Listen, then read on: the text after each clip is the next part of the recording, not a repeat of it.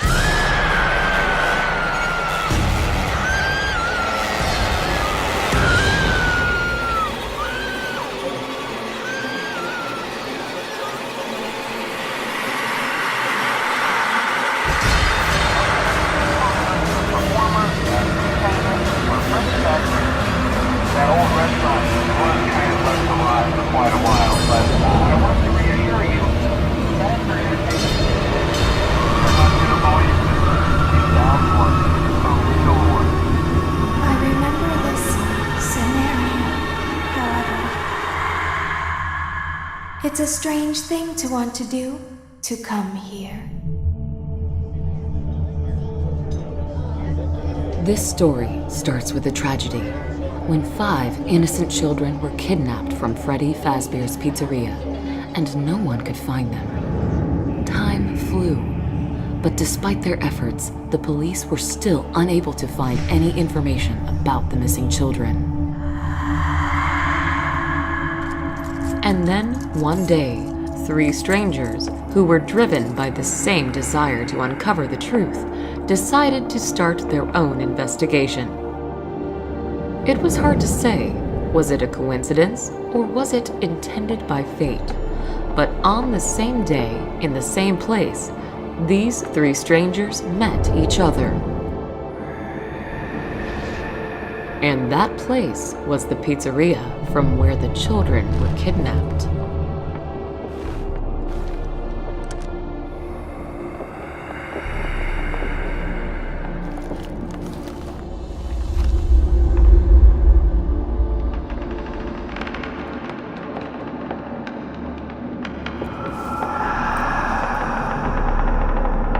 Among those strangers was a police detective by the name Brian Clark, the person who couldn't just witness the unsuccessful work of his colleagues and decided to start his own investigation off the book.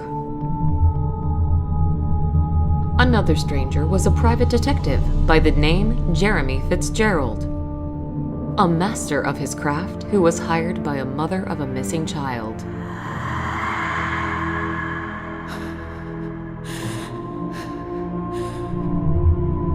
And the last stranger was me, Linda Jones, a news reporter from Arkham Advertiser, the person who was planning, no matter what, to discover the truth and find the missing kids.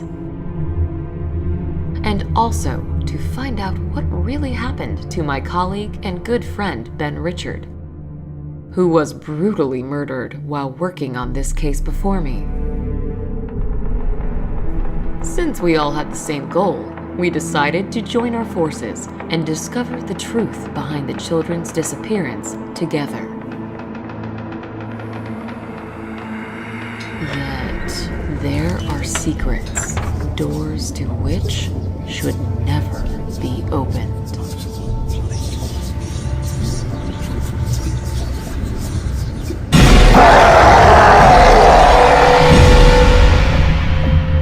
In total, our team consisted of 4 people. There was me, Brian, Jeremy, and Vincent. Vincent was a humble and quite unsociable man who was working for Brian.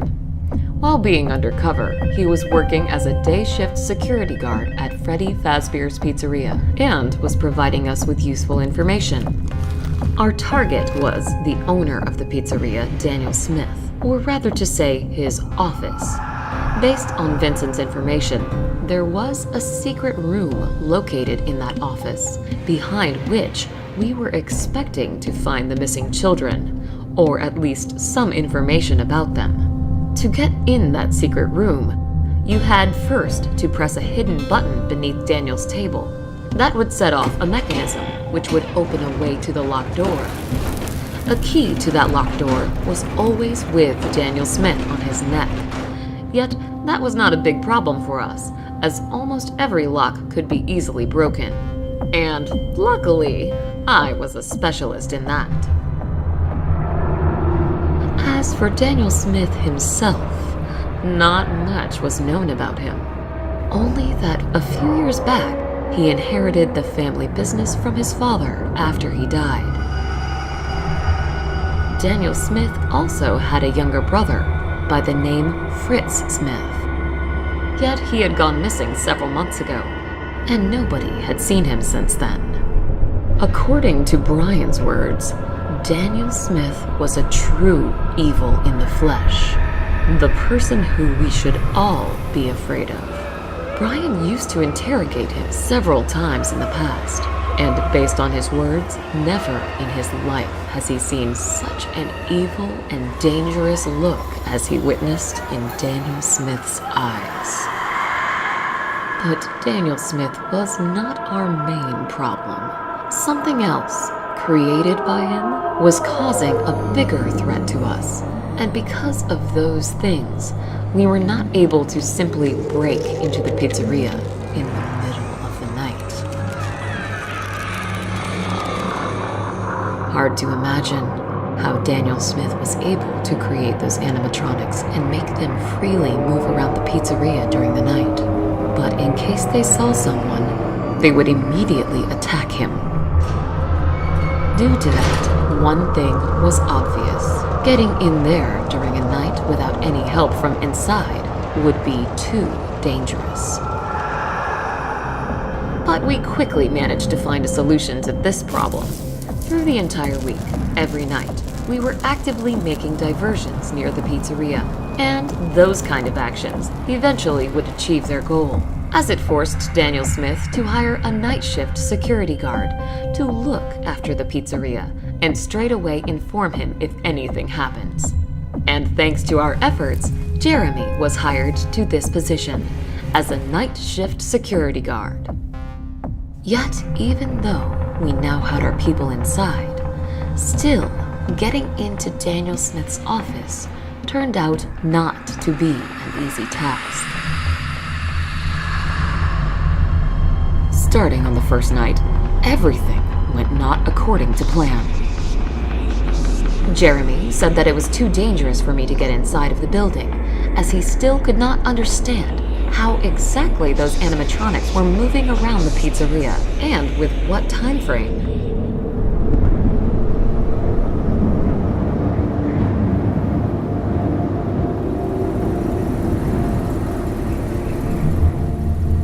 I hope he's okay down there. Well, there's one way to find out. Hey, Jeremy, are you still alive down there? Of course. Do you already expect me to die soon? Who knows, who knows. So, how are things down there? Well, right now, I look at the monitors, drink coffee, and play with a mask of I think it's a bear. Yep. With the mask of the bear? Yeah, I know. might sound funny, but according to the pizzeria owner's words, if those animatronics see me, I have to put it on straight away, since then they will consider me as one of their own and won't try to attack me. Of course, it does sound stupid, but just in case, I keep it close to me. It does sound funny. Anyway, keep us informed if something happens. Will do. Over. What do you think? Will we find those 5 missing kids in there? I hope. And by the way, there were actually 6 of them. 6? Yes, the boy named Timmy. It was a quite old and very complicated case, way before me. All I know is that missing kid, how to say this properly, he was not mentally healthy, and due to that, almost zero information was presented to the public. That is weird. I had done some research before, but haven't seen anything about the 6th one. This is strange. Trust me, I know the feeling. But we live in Arkham, and here, strange things are common. But don't worry, I bet soon we will find those kids, or at least some information about their fate. We just need to get into that room. We will. That's the spirit.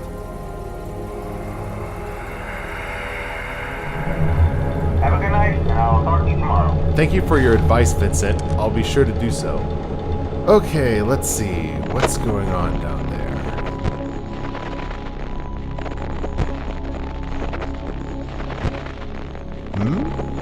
Where did you go?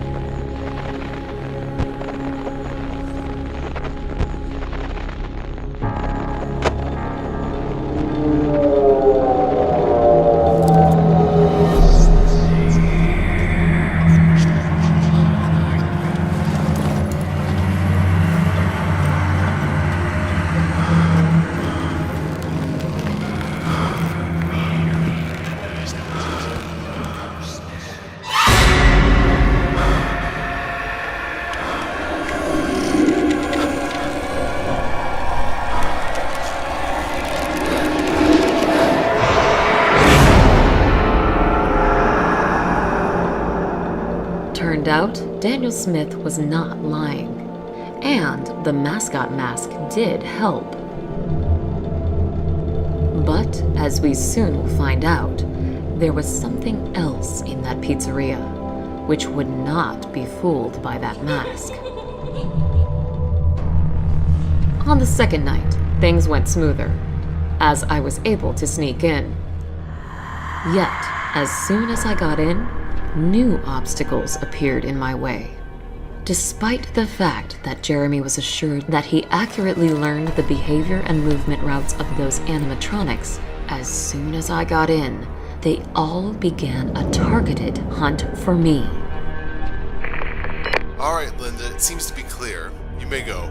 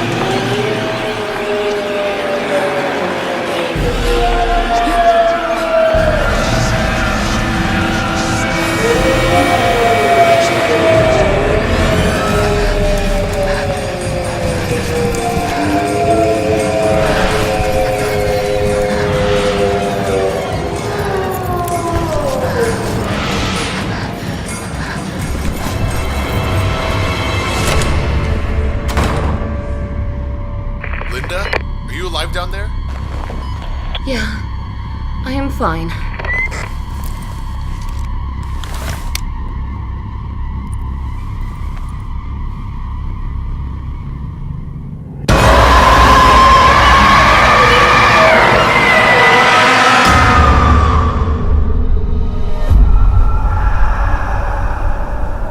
It is impossible to convey the shock I felt when I saw them. I was certain that I was doomed. Yet to my surprise, they stayed motionless. For more than 3 hours, I had to be in that room with them. all the time staring at their terrifying appearance, while being afraid to look away, and at the same time hearing constant footsteps behind the door.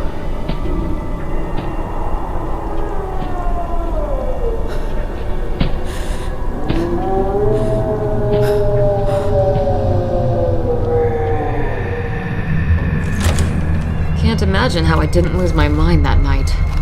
In the end, when it all went quiet, Jeremy helped me to get out from that horrible room.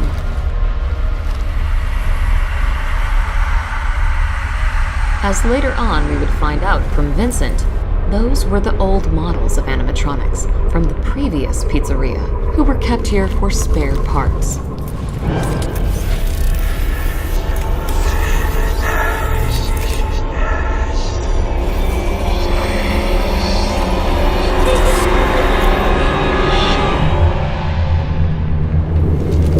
In the end, I was still not able to reach Daniel Smith's office. But at least now I had some knowledge of what to expect from this place. At least, I believed so. But I was wrong. As on the third night, we had faced new and more serious problems. Alright, I think you're clear to go. Just wait for my signal and then rush towards the door next to you. Okay. Ready, steady, and... What in the world?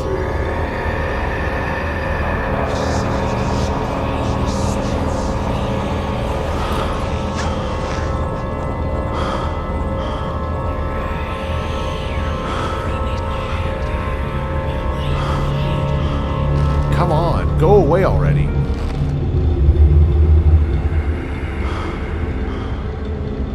Good.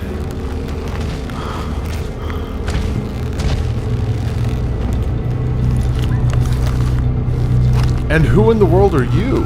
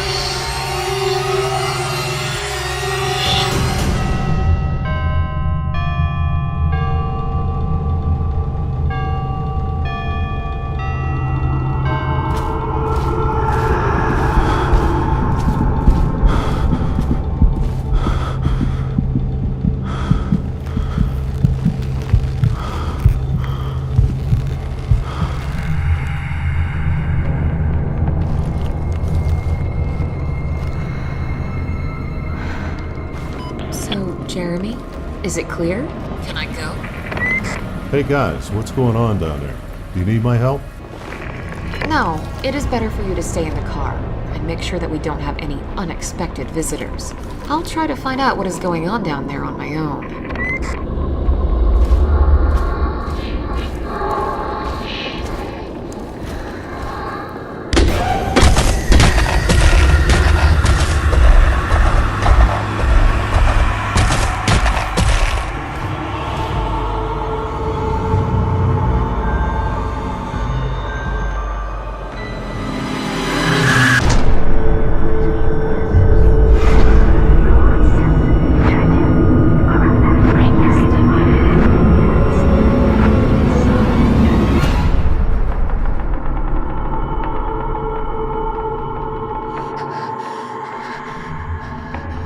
It is hard to describe what we witnessed that night. Was it just a malfunction? Or something else that made the older versions of the animatronics start a hunt for us? Based on Vincent's words, there was no way old animatronics could be activated, as there was not a power source in them. Yet, We were certain in what we witnessed that night. And those visions of the girl. She was among the missing kids. What was really going on in that pizzeria? Yet, despite all the difficulties and fears, we were still not planning to give up. But on the fourth night, things went even worse.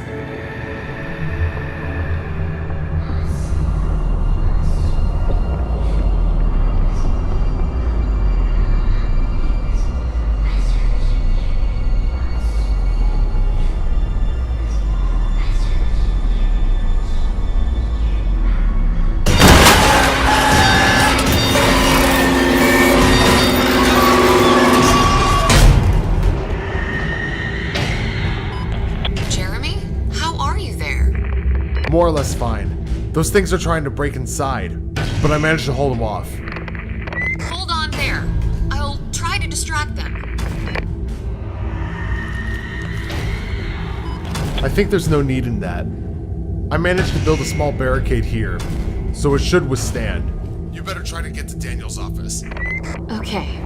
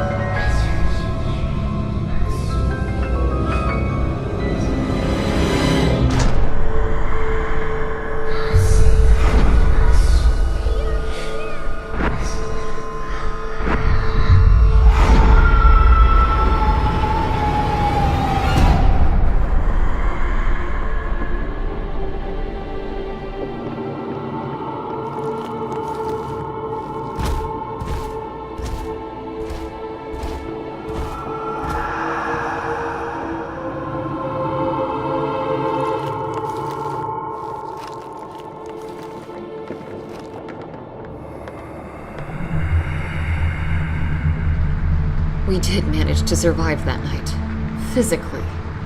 As for our mental condition, well, here everything was worse. It was already hard to understand what was real and what was just a trick of our imaginations. For some reason, animatronics in pizzeria were acting differently. Those who were newer models were simply wandering in the pizzeria at night and only tried to attack when they noticed a human, while older versions of animatronics were purposefully trying to get to Jeremy, and it seemed that only he was interesting to them. This all had something to do with that weird-looking animatronic in the form of a puppet, who was definitely in charge of the others, and those visions that it showed me. In all of them, I have seen a missing girl by the name Elsa. That same girl whose mother hired Jeremy to find her. All of this was so confusing. But on the other hand, there were 5 missing kids, and the same amount of animatronics right now were trying to get to Jeremy. What if? But that would then mean that we are already too late. No, I don't want to believe in that. The 5th night was expecting us ahead. The night when we finally achieved our goal.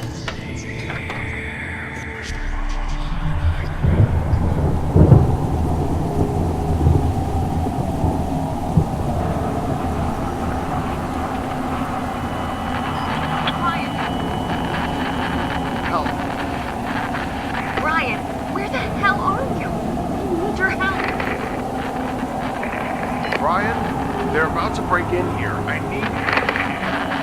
Jeremy, hold on. I am on my way to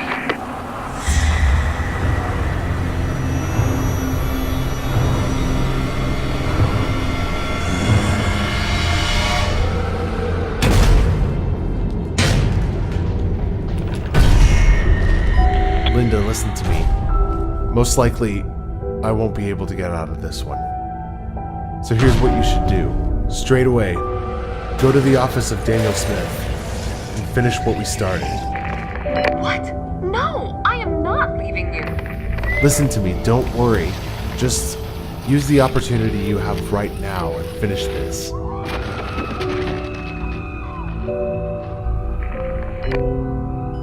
I'm sure you understand that. And tell Elsa's mother that I did the best I could to find her daughter.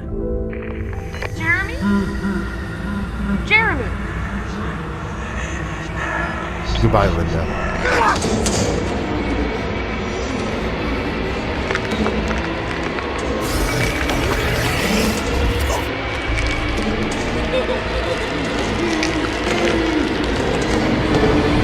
Elsa, stop! I know this is you, and that close to you is Emmy, Felix, Thomas, and Carl. End all of this. Please. We are not your enemies. We only want to find those who are responsible for what happened to you and punish them.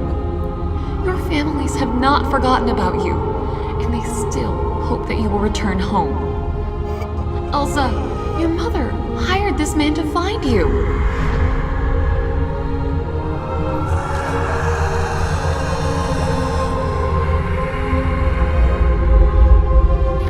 So please, stop this.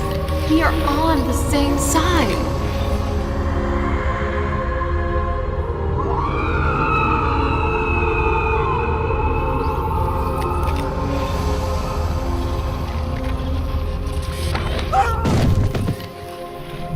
Hard to believe this, but sadly, my theories turned out to be true. Those were souls of the missing kids in the animatronics.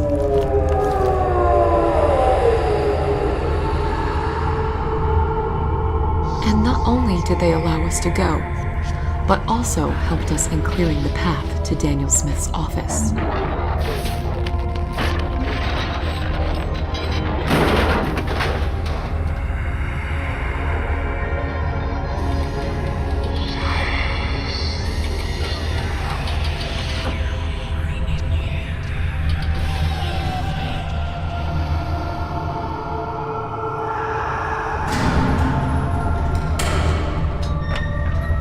Without any kind of complications, I was able to pick the lock, and finally, we managed to get inside of that room. But, as it turned out, we were not alone in there.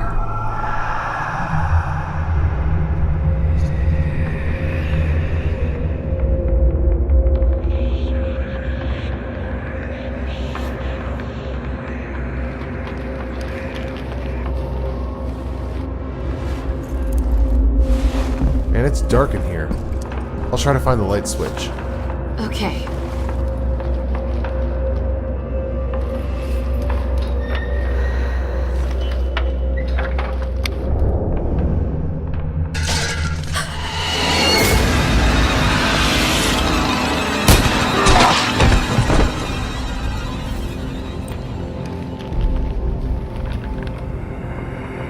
Linda, are you okay? Yeah, I am fine. How in the world did he get in here? What? Another door? Why hasn't Vincent mentioned anything about it to us? No idea. Look, he is still alive.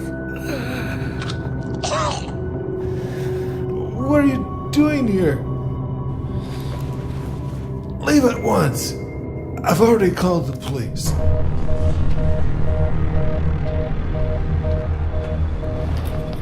Jeremy, grab the key from his neck and open the door. I'll press the button beneath the table in the meantime. Alright. What? No! What are you doing? Stop! By no means, do not open that door. That's where it's all behind.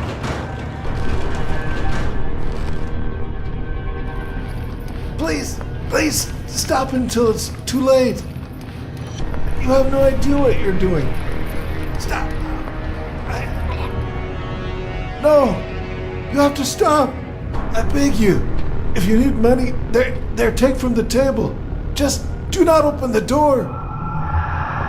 There are moments in this life when you are so confident in the rightness of your actions, that not even for a second do you consider the option that you might be wrong.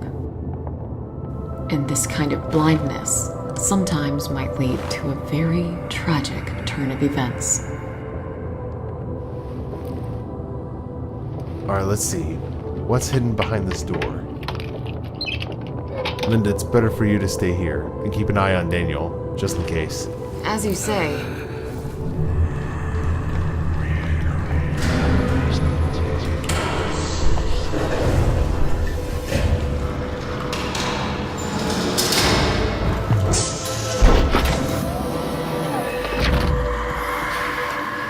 Jeremy, what do you see in there? Any signs of the kids? No, there's just a table with some sort of chest on it. And there's some creepy looking animatronic as well. But it seems that he's motionless. We're on the same side with them now, correct? Looks that way. Please, stop until it's too late. Okay, I'll try to find out what's inside this chest. What in the world?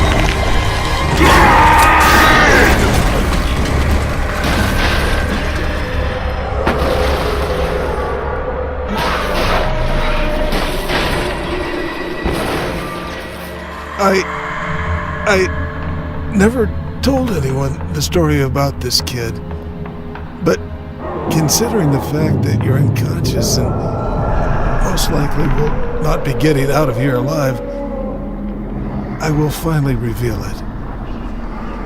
As no longer can I be silent about their crazy actions. They've locked him in a dark room where was nothing but him. The old model of animatronic Freddy and pure darkness. They kept him there for 3 days without food and water. And then they released hungry rats in there who immediately attacked the poor child. But that boy was not planning to give up without a fight.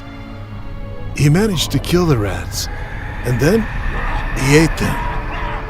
With each new day, he was becoming weaker, while my crazy brothers were constantly releasing new hungry rats into his room. It all ended after 2 weeks. In some way, as that child was no longer alive, yet neither was he dead, he became something else. Something that has started this nightmare.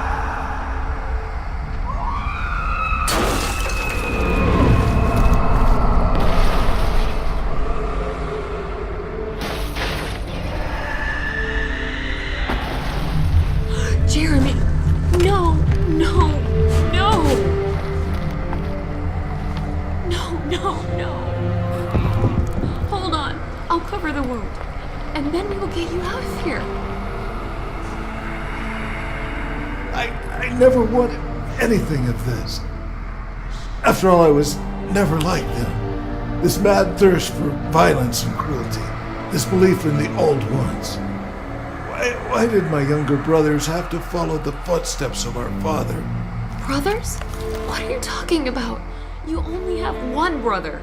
There's also a stepbrother. The one that used to always clean after Fritz.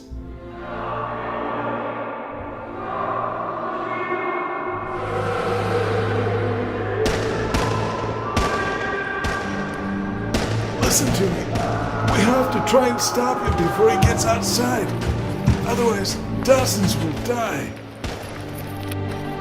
Bullets will not stop him. Only fire can. Please, I need your help, as I'm not in the condition to fight him. Up there on the shelf, you may find alcohol bottles. Out of them, you may create a Molotov cocktail. You'll find lighter fluid there as well, near the ashtray. I suppose you understand what I'm asking you to do. In the meantime, I'll look after you, friend. All right, I'll do it. Thank you. If you knew how to stop that thing, why did you keep it in that room? It's not easy. Only he could stop my brothers from entering that room, as there's something in there that by no means should get into their hands. Hurry up! Until more innocent people die, I'll look after your friend. And as soon as you return, I give you my word, I'll answer all of your questions.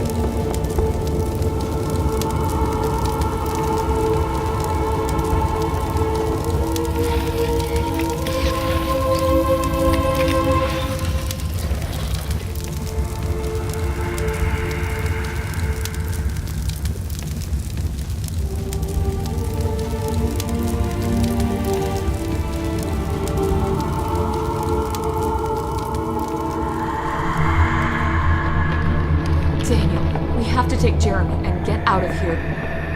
Brian? But how? Oh, Linda, please be so kind to wait for a moment. I have to end something.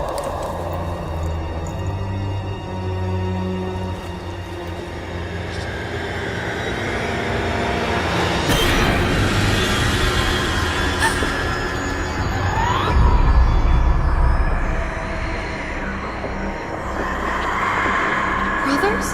What are you talking about? You only have one brother. There's also a stepbrother.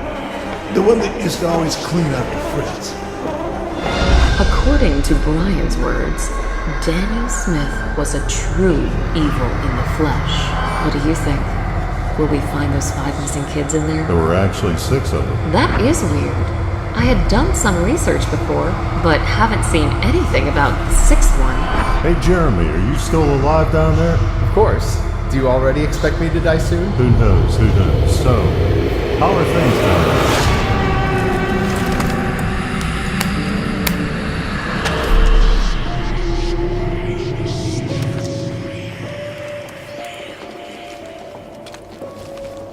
Linda, I'm so glad to see that you're alive.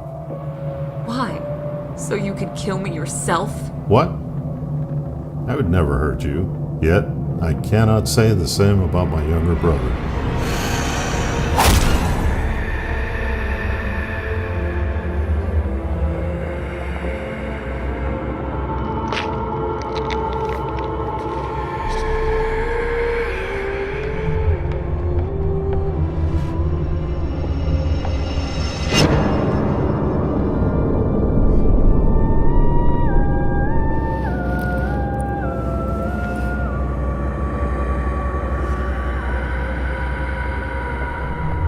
Don't worry, you're just paralyzed. I couldn't let you go before I confessed to something.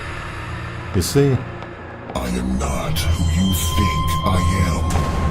Daniel Smith was never a bad guy in this story. We were.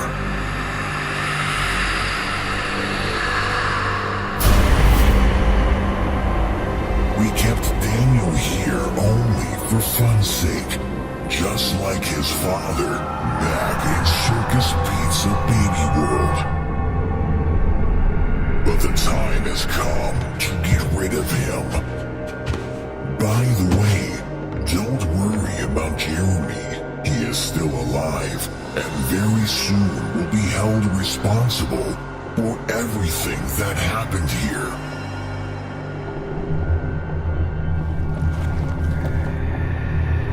I have to admit, Linda, I am surprised to see that you made it so far. You also managed to end that golden beast that Daniel kept around to maintain us.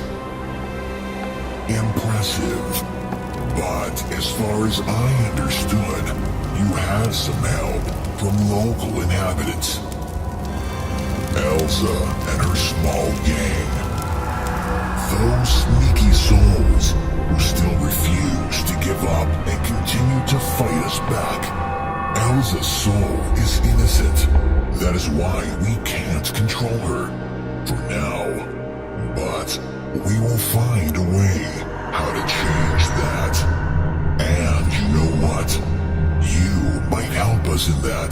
That emotional connection that you and Elsa managed to establish. It might just do the trick. But first, you will have to die. Goodbye, Linda. And don't get cold in here.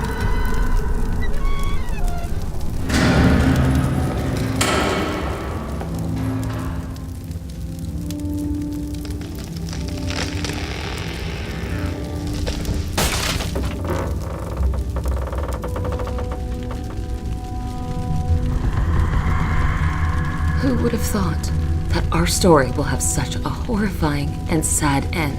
Well, right now, I look at the monitors. We are not That your in enemy. pursuing the right goals and only having good intentions, you may achieve completely the opposite results. When not good triumphs over evil, but the opposite. But sooner or later, they will pay for their crimes. They have to, as there will be those who will put an end to this evil, once and for all. Unfortunately, I will not live to see that day.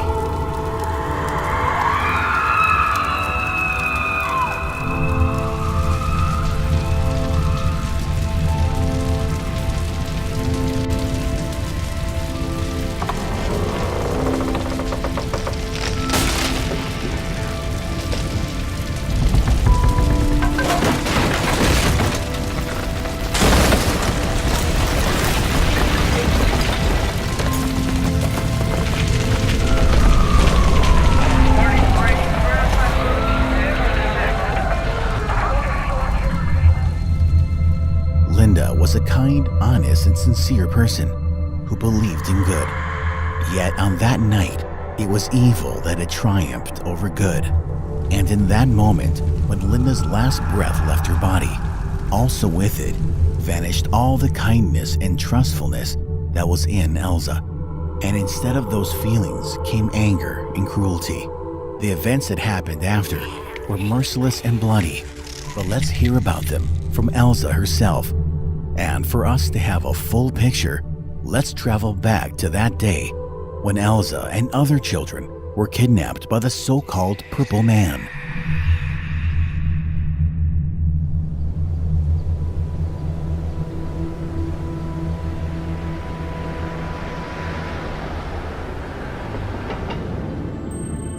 I still remember that beautiful day when me and my mom came to this magical place. What a day it was!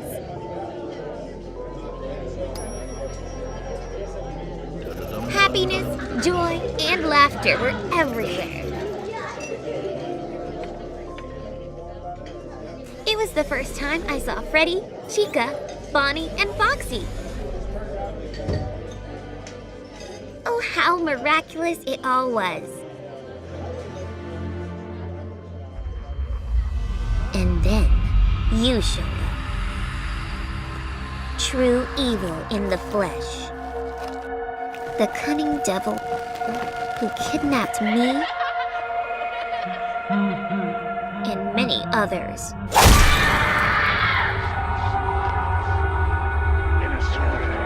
The monster who we started calling the Purple Guy.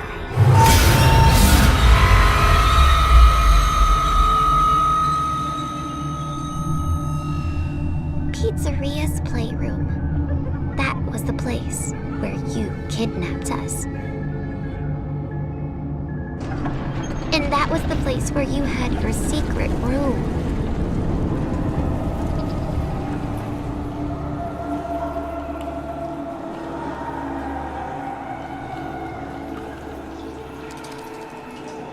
I always knew that people were searching for us.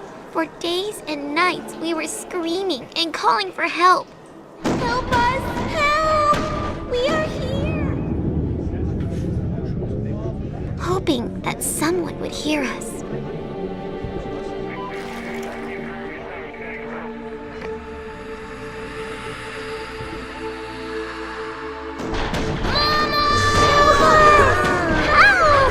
We are here! But no one heard us. And help never came.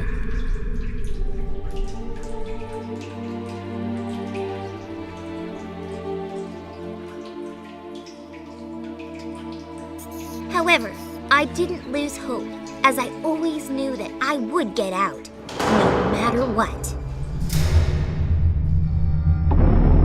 And then, one day, by some miracle, you forgot to lock the door. And we managed to escape. Yet, our freedom didn't last for long, as it was all just a part of your sick plan. All the doors were locked, while you were calmly pursuing and capturing us.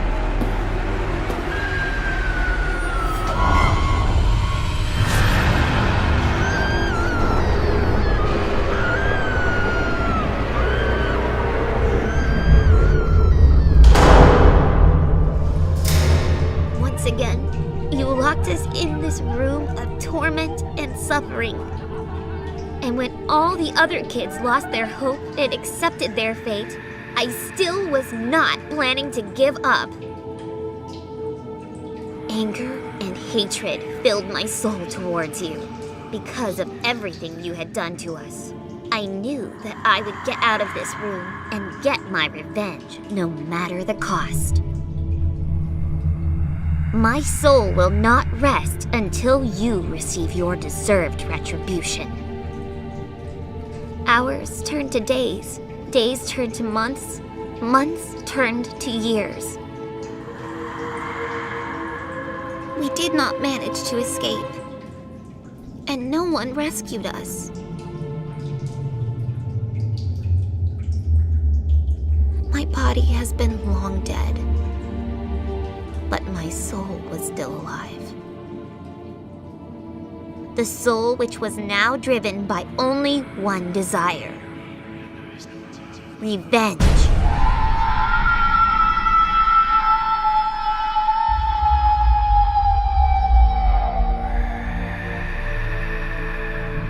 And I was not alone.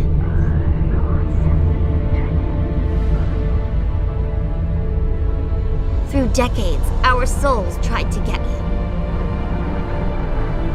But you always managed to escape. There were a lot of deaths during this time, some caused by your actions, and some by ours.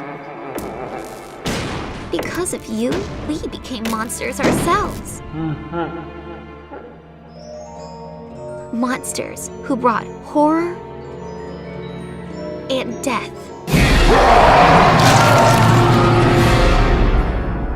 You thought that you were invincible. Yet with every year, our powers got stronger, while you were getting older and weaker. And in the end, we managed to get you. Finally, you got what you deserved.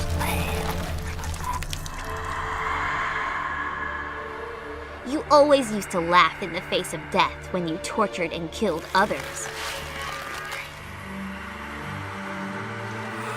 Yet now, when you face the death yourself, where is that smile? There is none. There is only fear and pain in your eyes.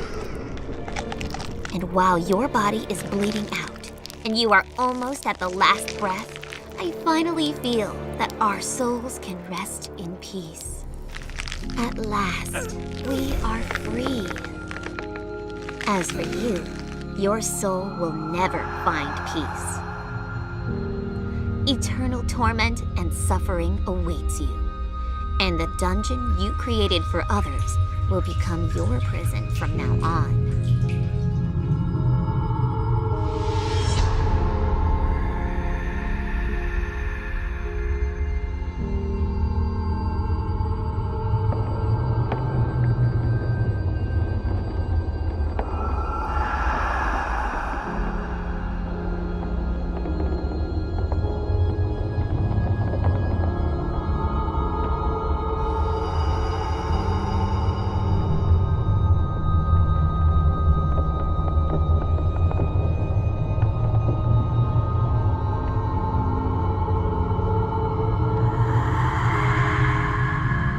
Goodbye, our torturer and murderer.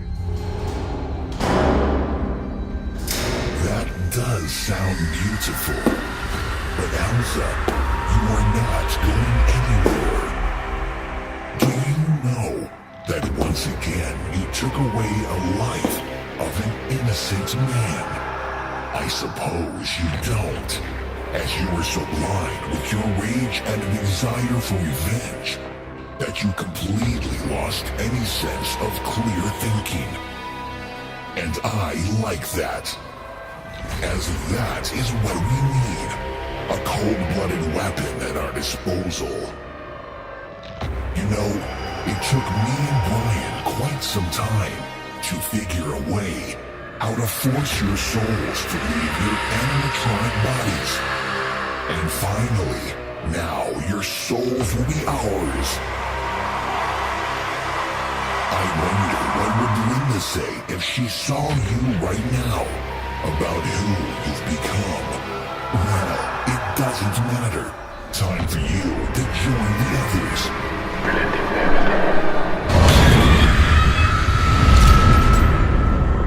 Very soon, Elsa, we shall speak again, as we have an important role prepared for you. Michael, you fulfilled your task perfectly. Not only you managed to destroy your animatronic bodies, but also made them to believe that you were me. I am proud of you. Now rest and get used to your new body, as something special is about to start soon.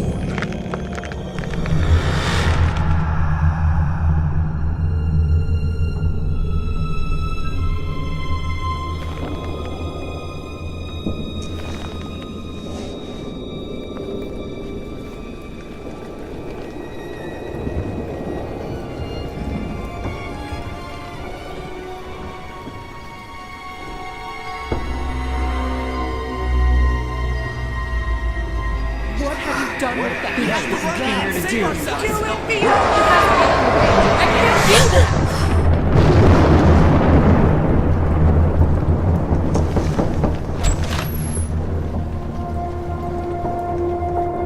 Good day, Miss Scott. I'm Ben Richards, reporter for the Arkham News. I was informed that you're ready to talk about the events that happened last night in a place called Fazbear's Fright. Is that right? Yes, I am. Though, I'm not so sure that you'll believe me. Most likely when I finish my story, you'll think I've lost my mind and I should be locked in Arkham Asylum, but I don't care. One way or another, people should know the truth. Yet, before I start, give me your word that you'll print everything as I've told you, word by word, despite the fact that some details you may find weird and unrealistic. Of course, Miss Scott. You have my word.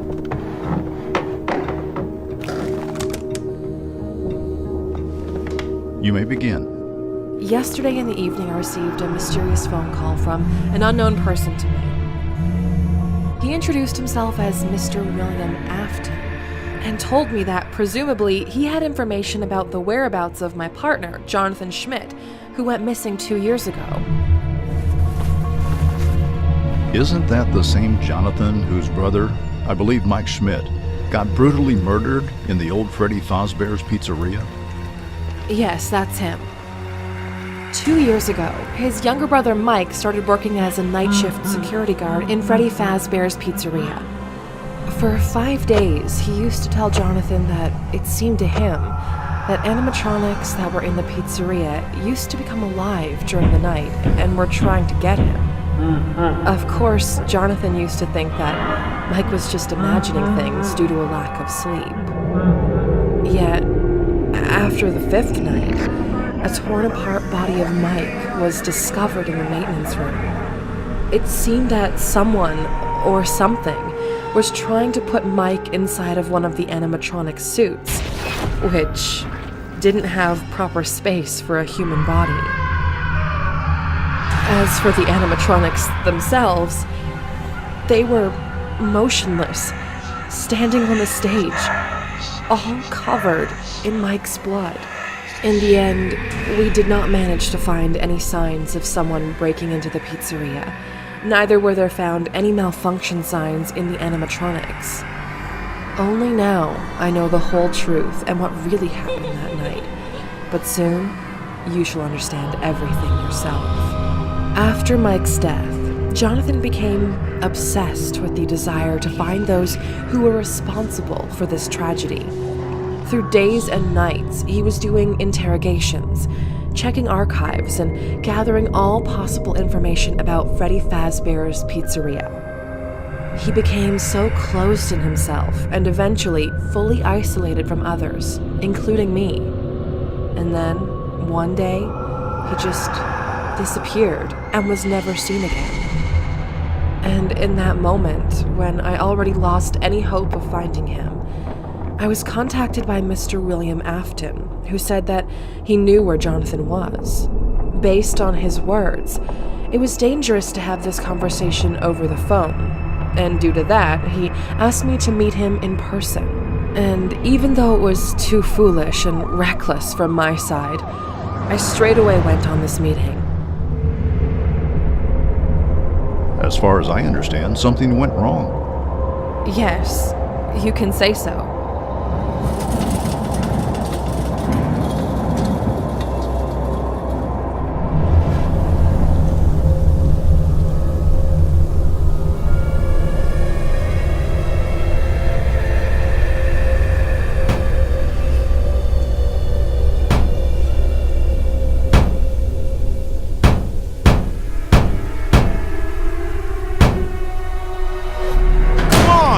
Open up!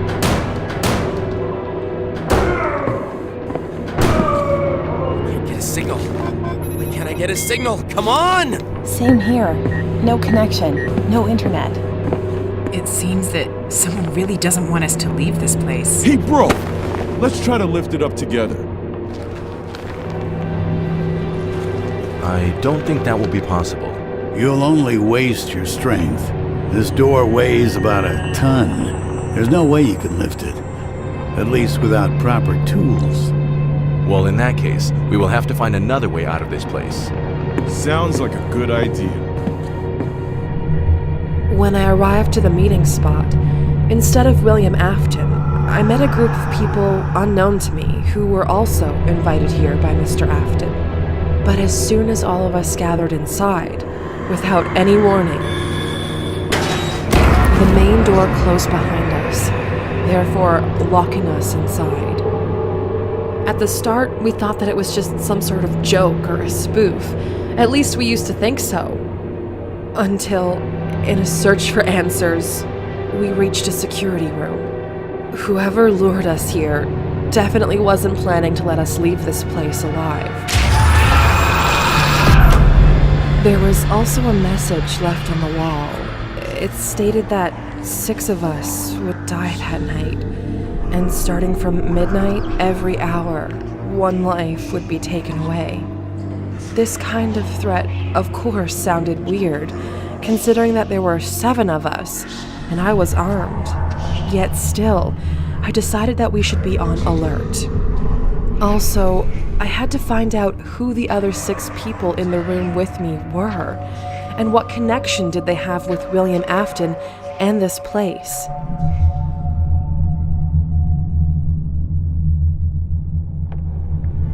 May I have your attention, please?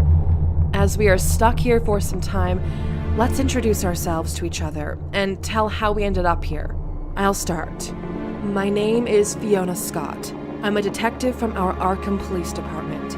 Today, I was contacted by Mr. William Afton, who promised to provide me with important information about one person who disappeared 2 years ago and was never seen since then. That's the reason why I'm here. Now I want to know, why are all of you here?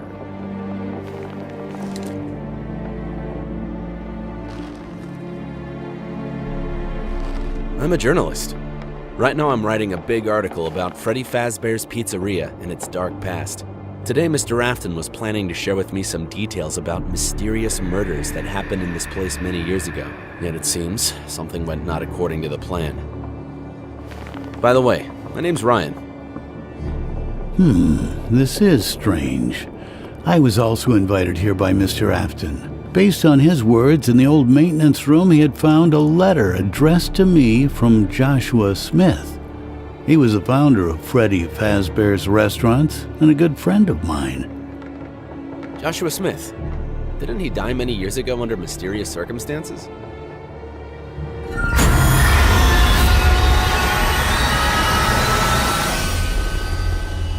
You could say so. My name is Henry, by the way. Since all of us talk about Mr. Afton, allow me to introduce myself. My name is Emma Green. What I do and where I work is none of your business. Let's just say I'm the person who has the power and the money. And today... Yeah, we can definitely see that. Please do not interrupt me. As I was saying, today I was going to close down this place, once and for all, and then that Fazbear's World theme park as well. I do this due to my personal reasons. I was supposed to meet here with my assistant Kevin, so we could hand in the notice to Mr. Afton that this building will be closed and demolished. Yet instead of my assistant, I met all of you here. This is actually good, since this means that Kevin is outside right now and definitely has called for help already. You sure don't like this place, madam? Well, my name is Nathan. I'm a mechanic. Mr. Afton called me here to inspect some old animatronic model, which he had discovered in the abandoned warehouse, and if it is possible, fix it. As for the glasses, I had a serious eye injury back in the days. I see. What about you two? Why are you here? My name is Eva. I am a designer. William Afton hired me so I could help him to give a new look to this pizzeria, and that is why I am here today. I'm Max. I was hired by Mr. Afton to work as the night security guard. I was supposed to watch security cameras and make sure that no one is stealing anything. Today is my first day here. Yet considering what happened to the previous security guard, I'm definitely not planning to work here. Have any of you actually seen Mr. Afton in person? No, I only talked with him over the phone. Same here. Over the phone? Same. That is the point. This Mr. Afton appeared out of nowhere and no one knows anything about him. Yet, somehow, he managed to become an owner of this place. Does anyone know what happened to the previous owner of this place? His name was Fritz Smith. He disappeared a year ago, and there's been no information heard about him since. Yeah, this all sounds interesting. All these conspiracy theories. But maybe we should stop chatting and start searching for another way out. There definitely should be another exit, since I really don't like this place. As soon as we get out, you can chat and have discussions about this place as much as you want. I agree. I feel really scared of this place. Not to mention that midnight is almost here. It's already midnight.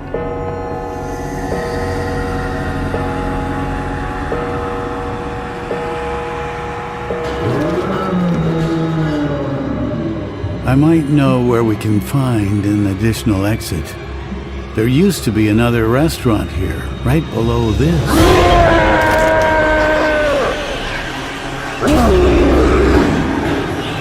What the hell is that?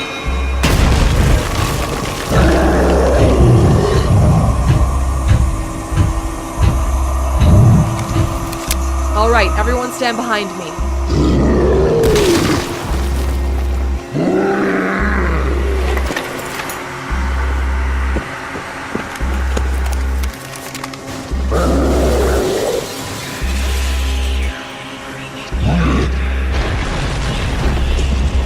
I always carry it with me, just in case.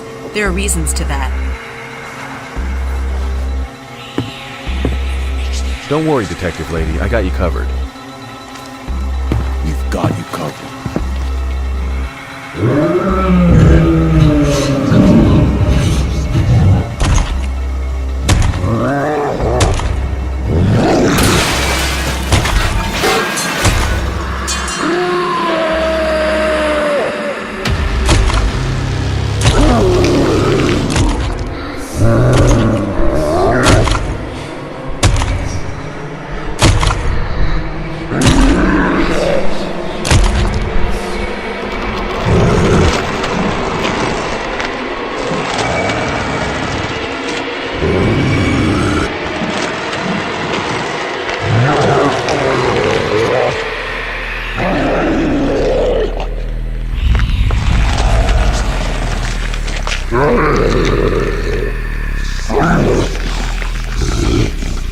Whoever you are, put your hands up in the air and state your name. I am from the police, so don't make any sudden moves.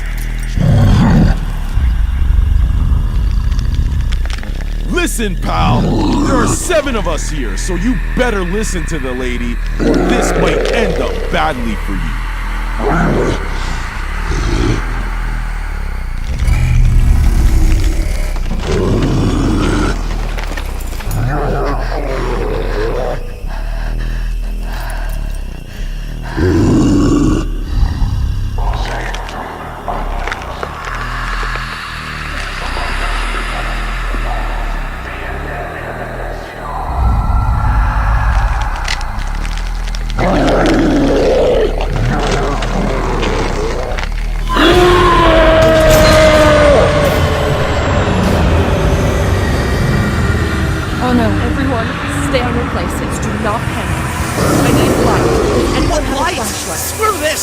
Before he gets me! Don't move. Light! I need light! Yes, just a second.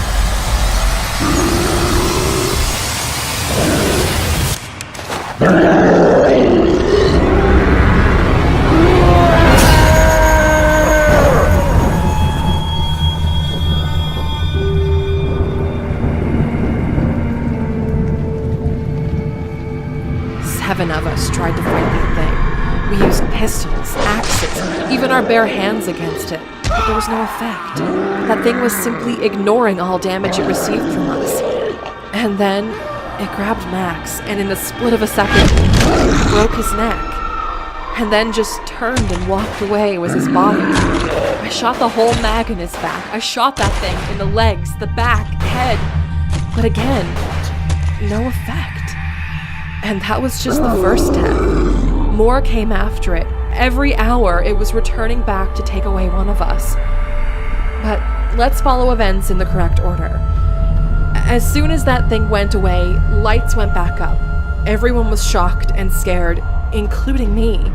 Yet, despite feeling fear, I knew that we had to get ourselves together and find a way out of this place as fast as possible before that creature returned again.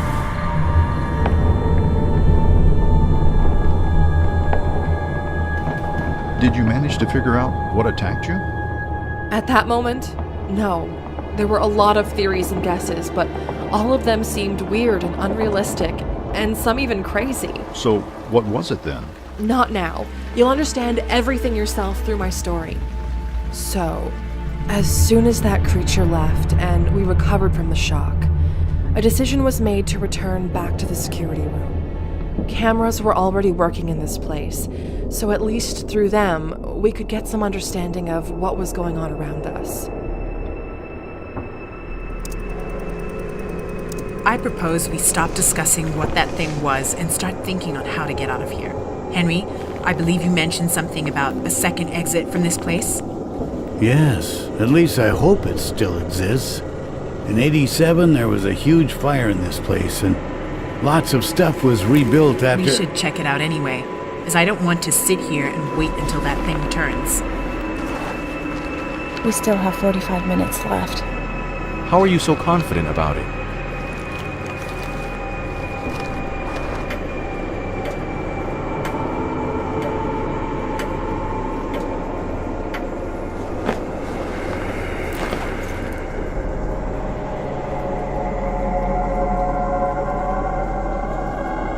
Anyway, we should act. I agree. Yet it would be logical if someone stays here and, through the cameras, tracks down the situation in this place.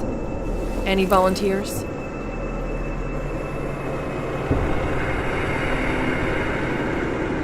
Even though the idea to separate is not the best one, it does sound wise. I'm ready to stay here, but not alone. I'll also accompany you. It seems to me that it would be safer to stay here rather than walking through those dark corridors. You sure are a brave person, Mr. Ryan. In one of the boxes, I managed to find these walkie-talkies. With them, at least we shall be in contact. Good. All right then. Henry, lead the way.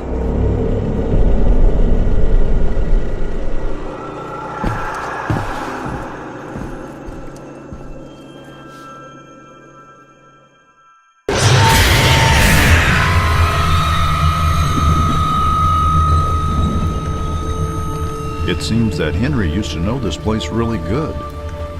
At the start, I also found that suspicious. But as soon as I've heard his story, everything made sense. I suppose you are wondering, how do I know the structure of this place so good? Truth is, I was among those people who built it. Well, the original version of this place. As I told you before, Joshua Smith was a good friend of mine, and when he asked me to help him with the realization of his dream, I straight away agreed to do it. And that dream was to build the best pizza attraction in town to his beloved daughter, Anna. Yeah, I know, it might sound a little bit absurd, but after Joshua tragically lost his wife, Anna became his only source of happiness in this life. Even despite the fact that Joshua had 2 older sons as well by the name Fritz and Daniel. It's just seeing Anna's happy smile was the best cure to Joshua in handling those hard times. For a year, we were enthusiastically building his dream. While Joshua was dealing with construction tasks, I was creating first prototypes of the animatronics, which were expected to be the main feature of our pizzeria. Oh, and you should have seen how Anna was happy about it. And with her, Joshua, me, and the whole construction team.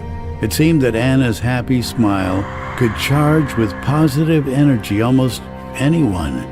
Well, except for her brothers. For some reason, Fritz and Daniel were not sharing that same happiness as everyone else did. And then one day, that second tragedy in Joshua's life happened. It was hard to say. Were the children responsible for that? Or was it just an accident? But one morning, while playing hide and seek with her brothers, Anna decided to hide inside one of the animatronics. That model was still unfinished, and springs inside of it were not stable. This new tragedy, well, I suppose you can imagine yourself what it did to Joshua. Straight away, he isolated himself from everyone, even his kids. He fired all the staff. And for days and nights, he used to stay locked inside of our unfinished pizzeria. Sometimes he was only seen in our local library, where he used to take books with a very strange and even terrifying content. This kind of behavior lasted for half a year. And then one day, Joshua unexpectedly contacted me. He told me that he wanted to finish what we had started and open the pizzeria in Anna's memory. At the start, I was really happy to hear this kind of news, as I thought Joshua finally recovered from the tragedy. But things were not as simple as I had assumed. When I saw Joshua, straight away I noticed that something had changed in him. Yes, he was still that same-looking Joshua, yet his eyes and the way he spoke was very unlike him. But was also weird. He adopted a child by the name Brian, who seemed to be always near Joshua and almost never left him alone. And even though that boy was around 8 or 9 years old, if he looked at you, you would feel straight away a sense of horror and danger. Once I was going to Joshua's office and overheard how he was having a conversation with someone, or something. The voice that talked to him, I don't even know how to describe it. Let's just say it was hard to call it a human. While being driven by anxiety and curiosity, I went inside, and to my surprise, I only found Joshua and Brian there. But the way they looked at me, even now, I still see those eyes in my nightmares. With every day, the situation was getting worse. No longer was I feeling safe inside of the pizzeria. Right after Joshua, something happened to his younger son, Fritz. He also changed, and now whenever he was staring at you, You felt the fear and danger of an evil presence. Also, for some reason, a lot of strange changes were made in the pizzeria's construction plans. Additional rooms, underground premises, and hidden chambers were added. Not to mention that Joshua asked me to make so many adjustments to the design of the animatronics. Some really strange adjustments. It was hard to say with what kind of intentions this pizzeria was being built, but definitely not for pleasure and fun as it was originally intended, and definitely not in the name of Anna. One day I decided that I could no longer be a part of this madness, and I left, and I broke all ties with Joshua. Yes, you might think that I acted like a coward and left my friend alone in that nightmarish situation, but to be honest, that was no longer a person I used to know. There was someone else behind his face. And that letter, which was allegedly left to me by Joshua, I guess in some way I was hoping that it would explain at least a little bit what really happened to my friend. But anyway, here we are. This is the place.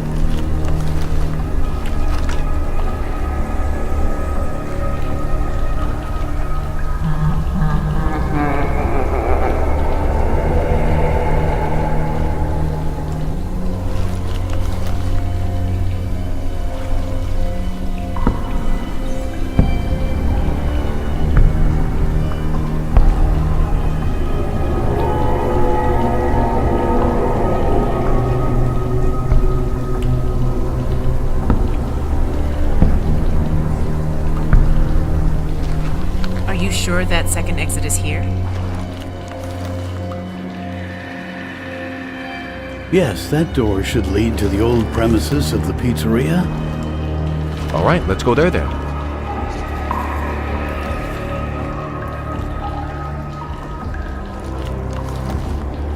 You go. I'll stay here and cover the exit.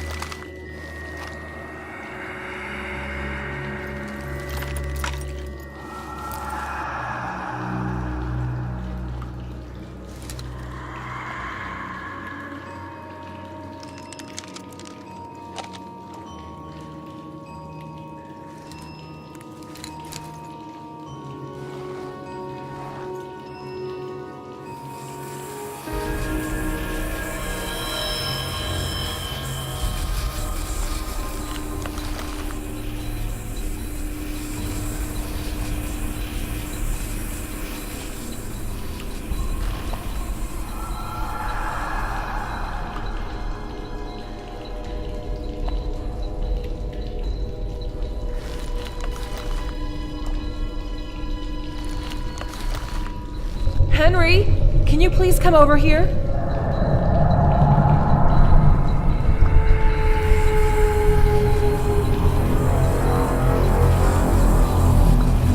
Is that what I think it is? Oh no, this is bad. We should leave this place as soon as possible. Guys, I'm afraid I have bad news.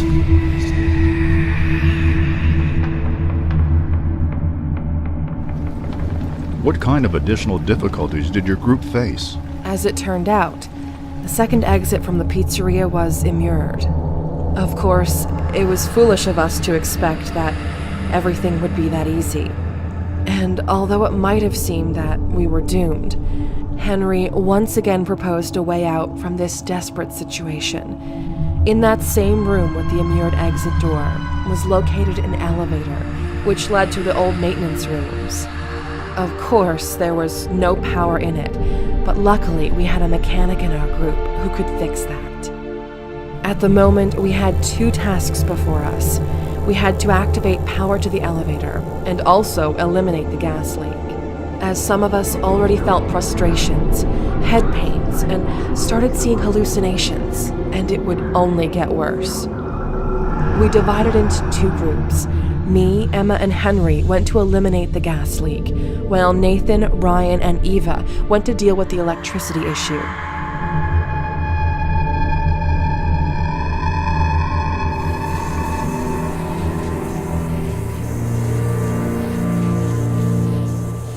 Be careful. We've been exposed to this gas for quite a while, so visual and auditory hallucinations might appear. I guess we're already old enough to distinguish what is real and what is a hallucination.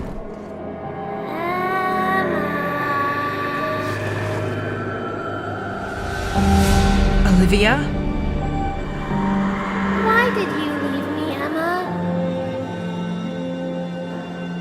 It is so cold and lonely in there.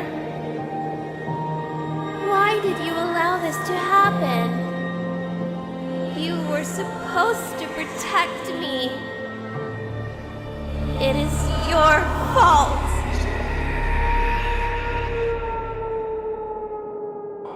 It is your fault. Emma, is everything all right?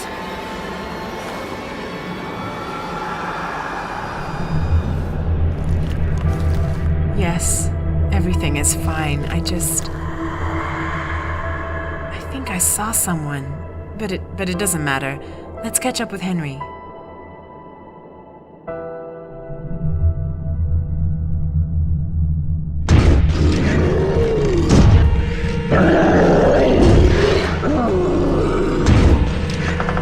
Hold it! Just hold it! This thing is strong! I don't think the door's gonna hold it! Don't worry, this door should hold.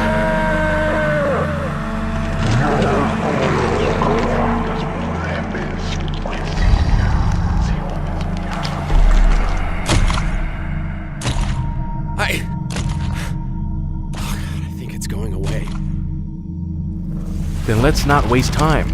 We should fix the electricity supply in that room as fast as possible and then leave this place before that thing returns. But if that thing is no longer trying to get to us, that means it's on its way for others. Good call. We should warn them.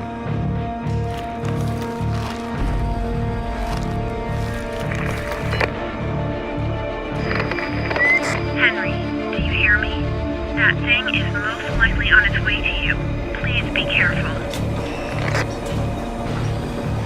Copy. We will be prepared.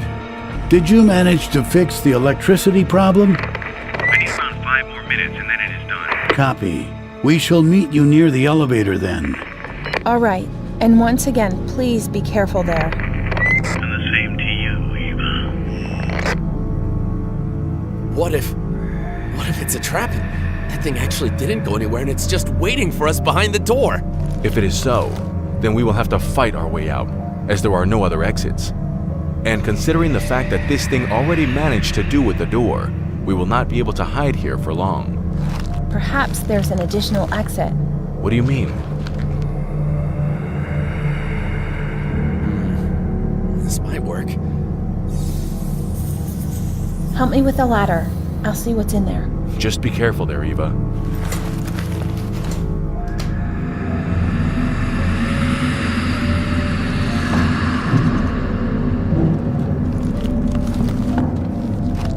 So, what do you see in there? Hard to tell. It's too dark. I'll try to use the lighter.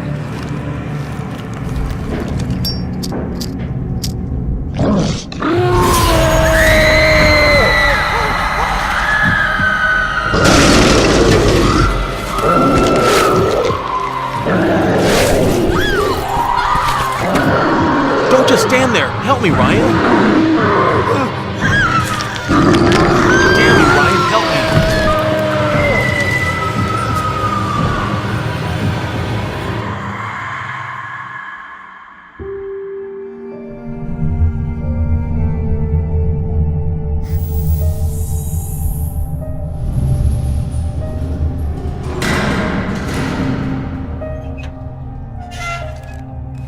little more. And done. Ugh.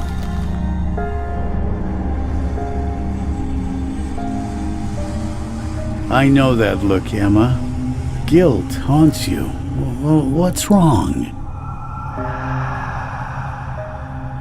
We are all in the same boat right now, and the best thing we can do is to cheer one another up. Now, if something worries you, you can share that burden with us, and perhaps we will be able to help you. Olivia. That is the name of my younger sister. Eternal Fidget, who always liked to be naughty. Several years ago, she went missing in one of the Freddy Fazbear's pizzerias. And it all happened due to my inattentiveness. Since I, as always, was so busy in my thoughts about work, tasks, future projects, that I didn't pay attention to anything else around me. And due to that, didn't notice how Olivia slipped away from me. The whole town was looking for her. I've used all of my connections to find her. Even your police lieutenant, Brian Clark, was personally leading the search operations, but with no luck. And then, a year later, I finally found her.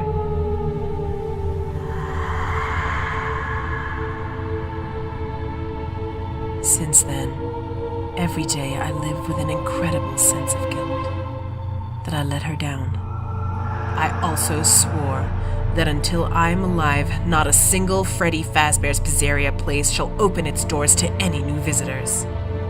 As soon as we get out of here, it shall be like that. I'll personally make it happen. And I'll also make sure that Mr. Afton answers for everything that happened here. You can count on me as well. I'll raise all of my connections. We'll not let this go unanswered. And trust me, Emma, one way or another, justice will prevail. And whoever that person is, whoever caused the evil to your sister, he will pay for what he has done. That I promise. Thank you to both of you. All right. Leak is fixed. Now we can go to the elevator. The others are probably waiting for us there. Good then. Let's go.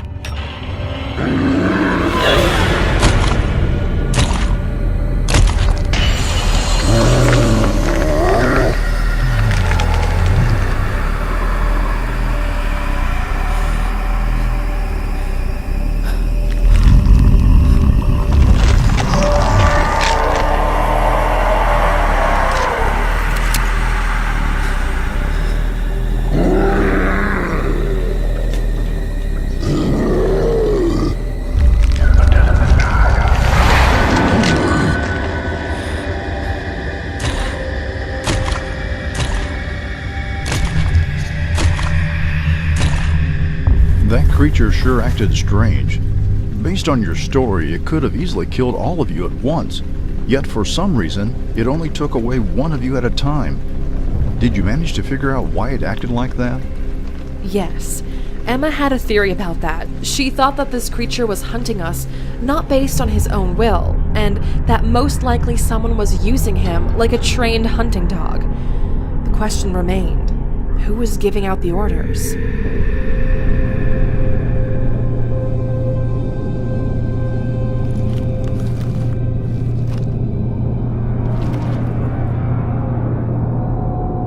I'm glad to see you're alive. Sadly, not all of us.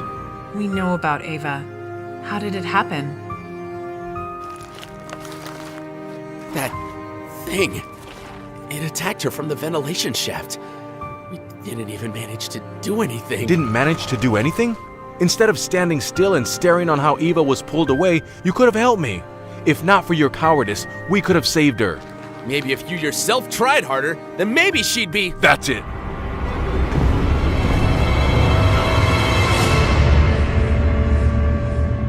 Gentlemen, please save your strength.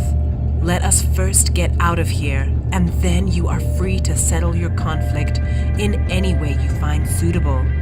Sadly, we can't help Ava anymore, but we can still help each other and leave this place together before that monster returns. Doesn't this sound reasonable to you? Emma is right. Let's first leave this place before anyone else is taken away by that monster. Follow me, gentlemen. All right, let's go down to our freedom. I'm surprised it still works and haven't fallen apart. Well, back in the days, they knew how to build stuff.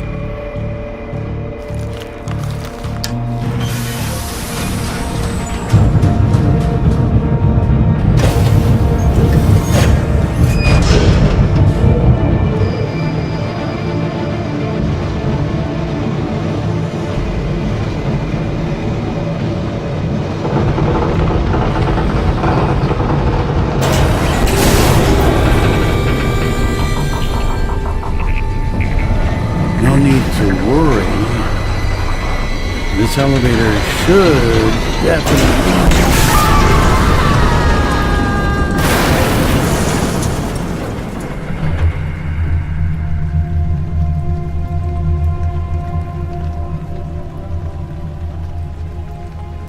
I hope that everyone survived that fall. Almost.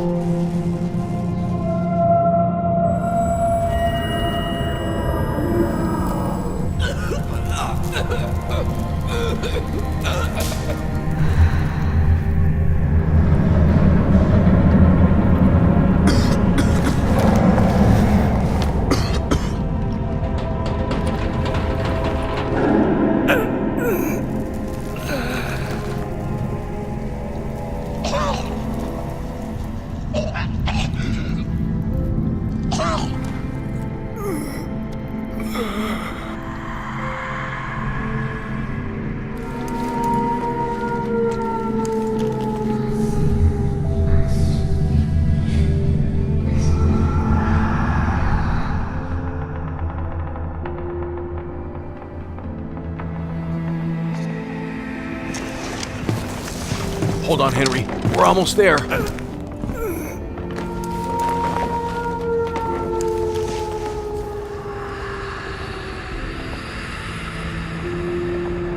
Thank you, friends. And now the best thing you can do is to find a way out of here and bring help. No need to worry about me. I'll just rest here for a while and gather strength. What? No way! We are not going to leave you here alone. Don't even count on that. I'll stay with you. Thank you for your care. But you understand the same way as I, that I don't have much time left. And sadly, I'm not gonna make it. So the best thing you can do right now is save yourselves. Please, I ask you, let me go away peacefully, with the thought that at least you managed to get out of this hellhole. And now, please, go. There's no need for extra words and tears. Henry, don't you worry. That person who lured us here, I'll do all I can to make him pay for everything. Thank you. And now go. Just let me have some rest.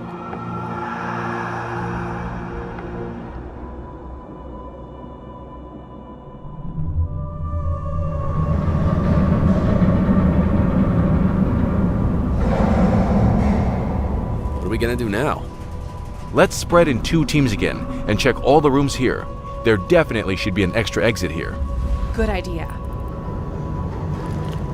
I'm definitely not going anywhere with him. I'll go with Ryan. Are you sure about that? Don't worry, Fiona. If something happens, I can stand up for myself. All right, let's not waste any time. Me and Nathan shall check the workshop room, and you can then go check out the control module. Okay.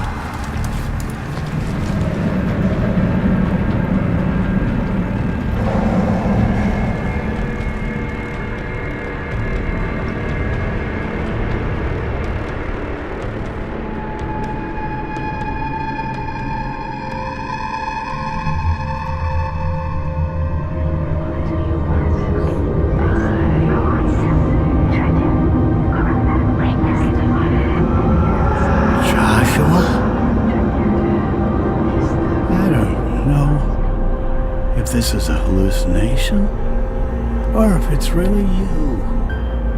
But it doesn't matter. For years I've dreamed to tell you, please forgive me for abandoning you in those hard times. Forgive me, my old friend.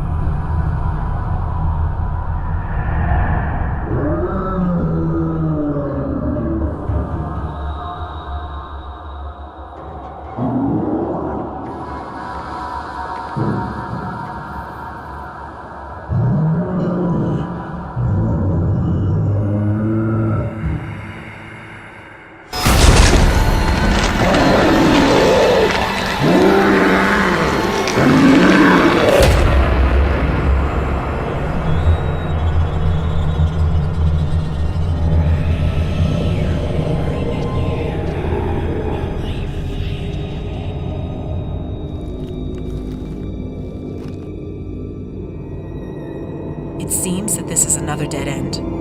Though there is some strange-looking ventilation shaft. It might lead somewhere.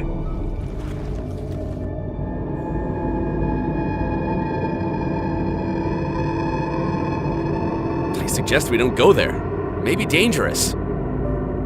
You're brave as always, Ryan. Do you have family waiting for you back home? And that's why you avoid all kinds of dangers? So you can return back to them in one piece?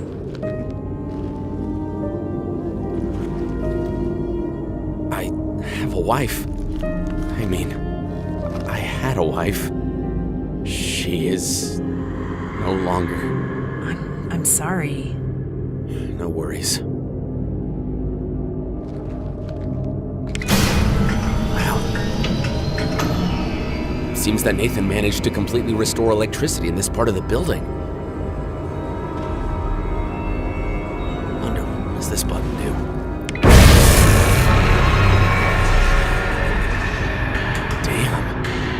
Want to know for what kind of purpose that feature was used. Definitely not for fun.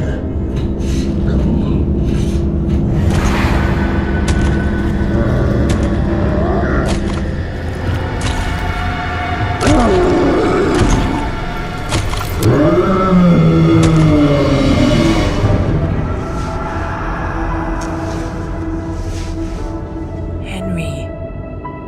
No.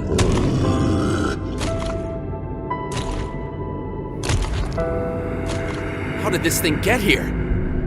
It does not matter how it got here. What matters is that we have less than an hour before it comes back for another prey. We need to warn others and find exit fast. I think I know how we can stop it. How? Are you thinking about luring this creature into that room and then try an electricity trick? It is a good idea, but how will we lure it there? I have an idea.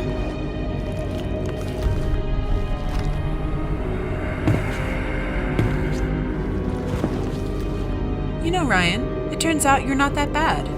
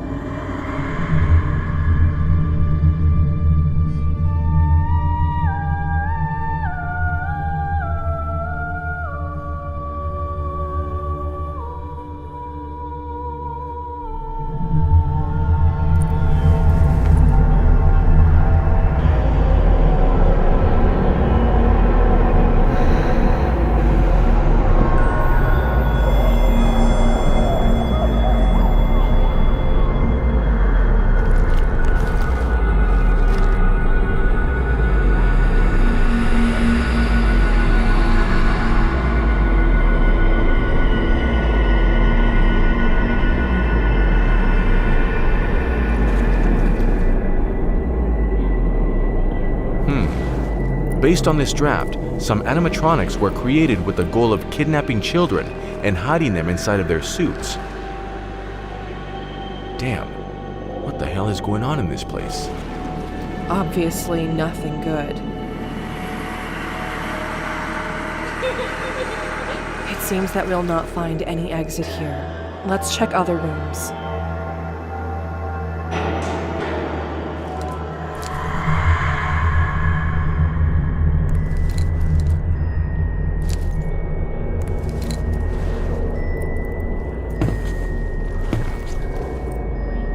Do I imagine things, or is there actually a small animatronic standing in front of us trying to show us something? I've already seen him before. He is the one who warned us about the gas leak. We should follow him.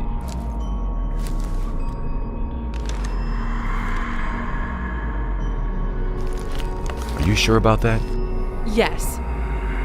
This night is only getting weirder.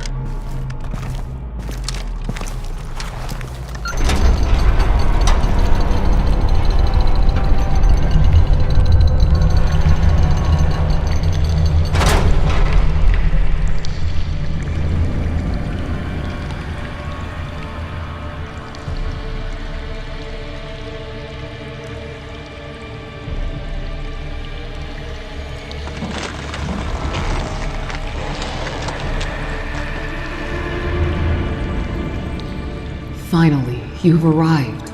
I've been waiting so long for this moment. I understand you have a lot of questions, but we do not have much time left. They almost managed to gather the needed amount of souls. You have to stop them, and I know how to do that. Hold your horses! Before we do anything, first tell us who or what are you and what the hell is going on down here? We don't have... Nathan is right. Without answers, we're not going to do anything.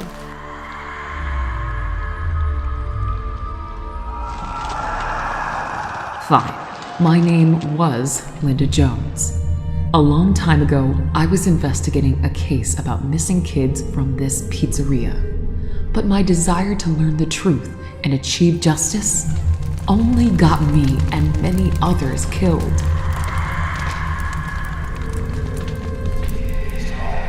Since evil that is responsible for all the horrors here has no limits in its cruelty, meanness, and lies, and all it is interested in is human souls, which it successfully gathered for several decades already. I don't quite understand. What are we dealing with here?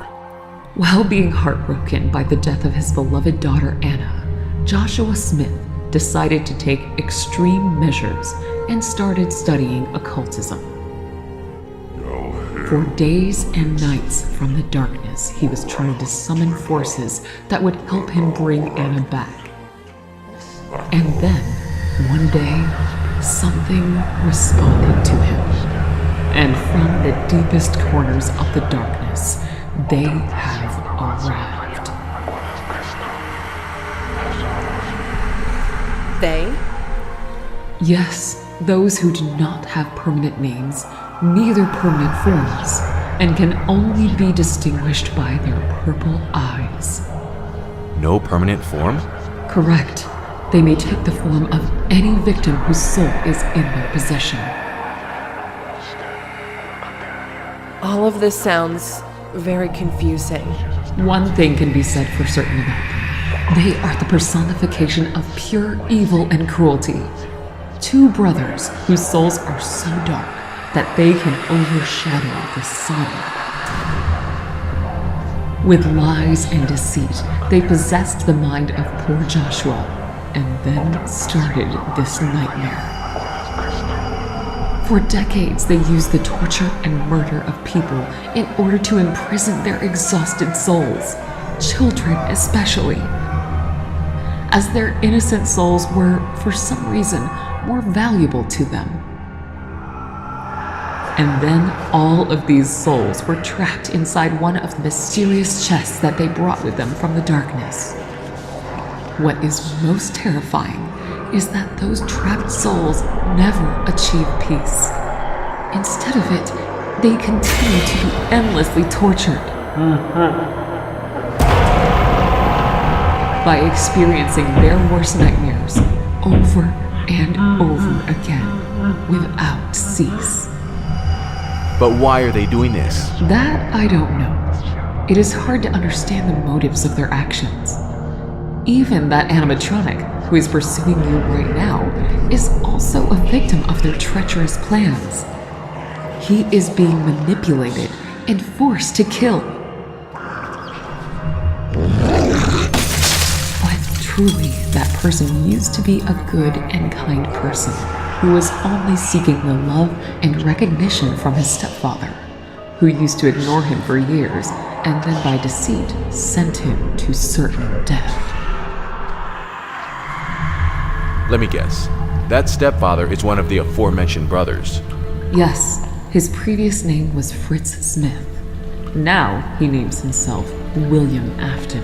Afton! That is what they do in this place.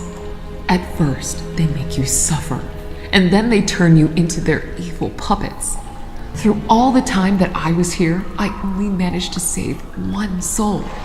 But then they spotted me and trapped me here, inside of this motionless animatronic body.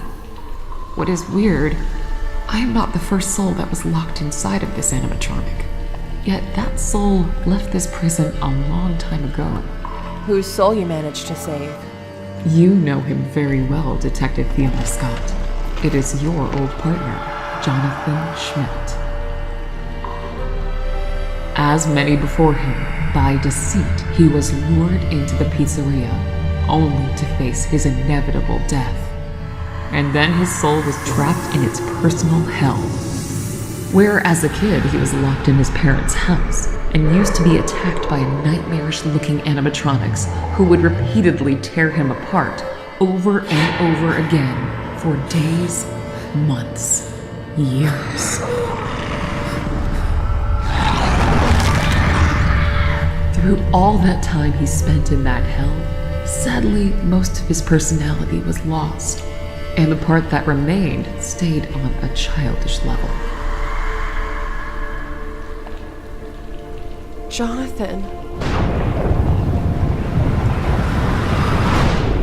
But partly, he still remembers who he used to be and what being a good person means. And that is what is most important. He is willing to help you to put an end to this nightmare. You got your answers. Now please, I beg you, help me put an end to this evil. Of course. What needs to be done? You need to destroy the vessel, where all the souls are stored. By that I mean the mysterious chest. It is located in a big hidden room in the office of Joshua Smith. The entrance to it you'll find behind Anna's picture. Yet when you get inside, you have to be careful, since that place is guarded by another animatronic. She is another victim of this nightmare. Her name used to be Elsa. She was the first one who decided to fight that evil back, even after her death. But after decades of desperate struggle, the evil brothers still prevailed and not only took over her soul, but also forced her to follow their commands. Yet, I believe that I might be able to help you with her. I just need to get freed from my imprisonment. How can we help you in that? You need to destroy the body in which I am trapped. The best thing would be to use fire for that. And then you will have to do the same with the chest in which the other souls are trapped. Also, it would be better to completely burn this place down, so that their souls will definitely be able to leave this place and achieve peace once and for all. But how would we be able to get out of here? You will find the exit door in the same room where the chest is located. I'll show you the exact place. Don't you worry. I won't allow any more deaths in the walls of this terrible place.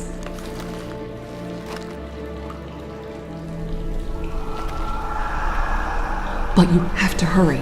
At any moment, one of the brothers might show up and try to stop you. So, as I was saying, you'll need...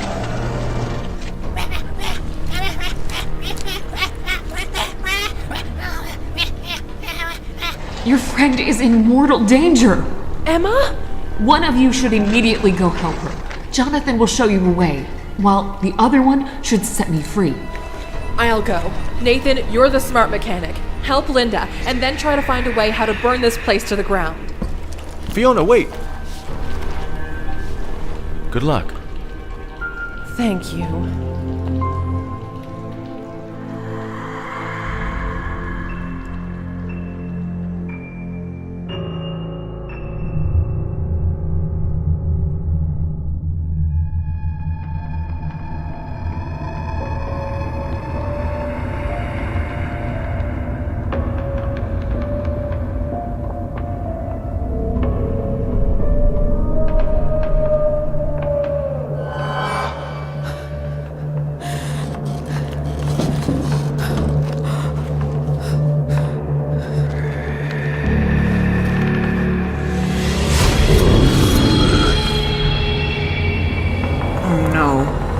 This is bad.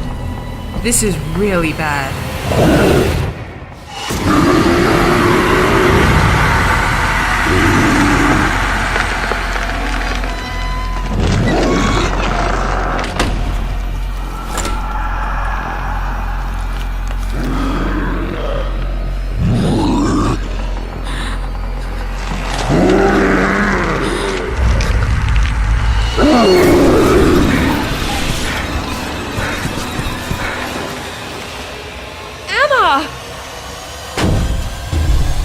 Fiona.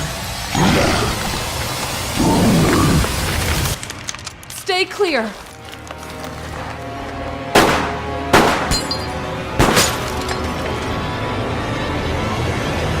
Oh no! It's bulletproof.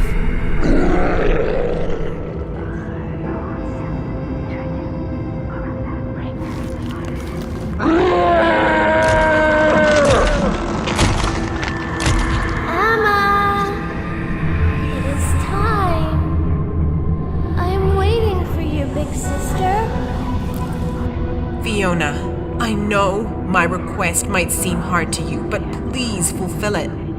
On the panel, there you will find a button with electricity sign. Press it and do not release until that thing dies, once and for all. As you can't allow that monster to kill anyone else after me. What? No, there has to be another way. I can't do that. I'm afraid this time there is no other way. What you are and why you're doing this. But know this, I am not scared of you. All my life I used to live by my own rules and on my own terms. I shall end it. And I will take you with me. I am not scared of you nor death.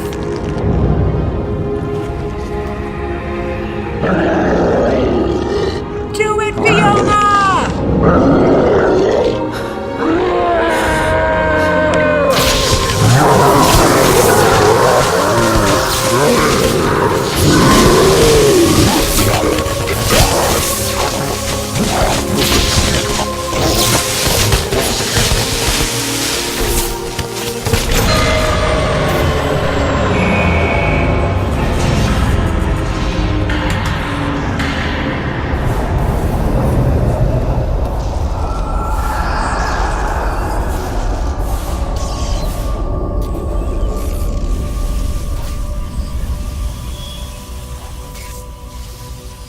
Goodbye, Emma.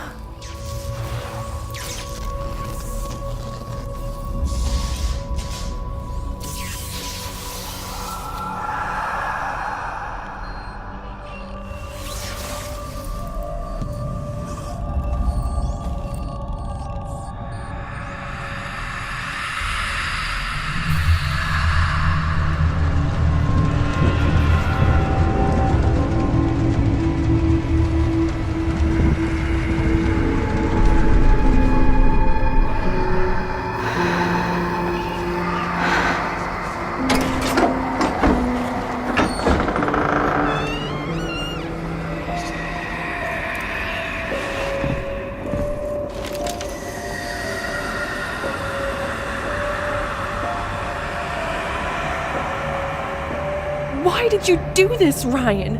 Why did you lock Emma with that thing?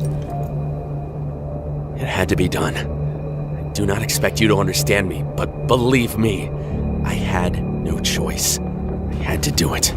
The reasons why I do all this are more important than even principles of morality. And what now?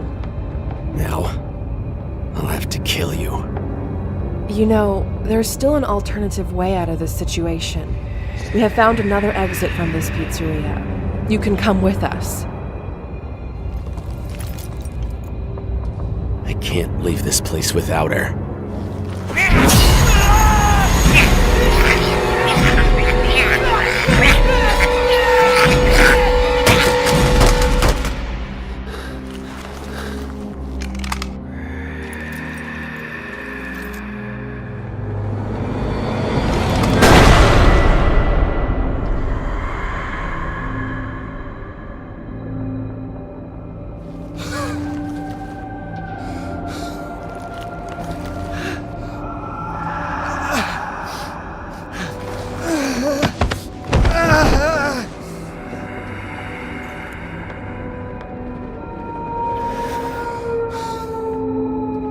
I'm sorry. I really am.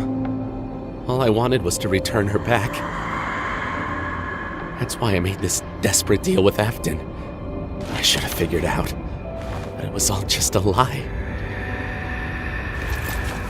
What are you talking about? Afton asked me to make sure that none of you would make it out of here alive. How foolish and stupid I was. Forgive me, Fiona. I honestly didn't want anything of this. All I wanted was just to see her again.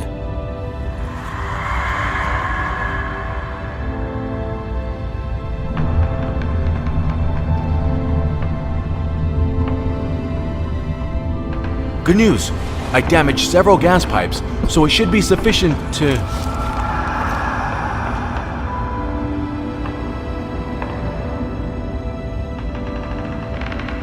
What happened here? Where's Emma?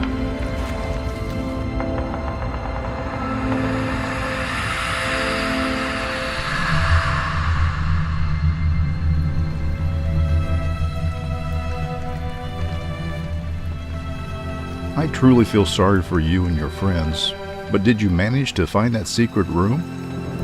Yes. As soon as I told Nathan about Emma and Ryan's faith, we straight away went to that hidden room.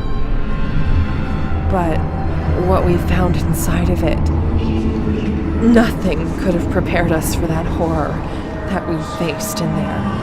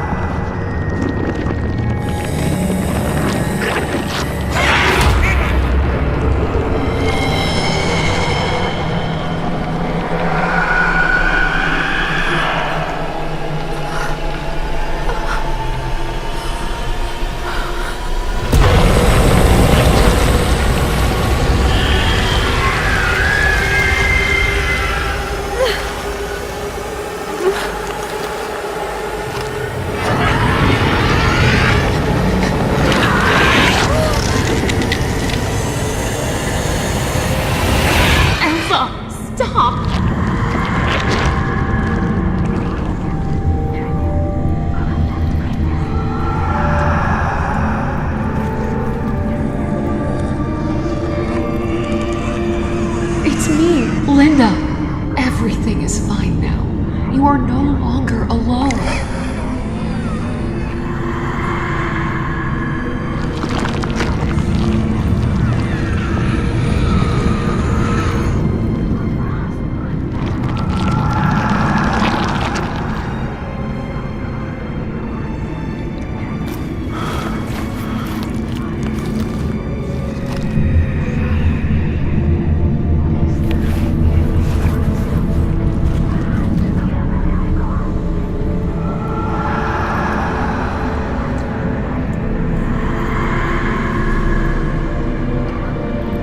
Finish what you came here to do. All right, it is time to end all of this.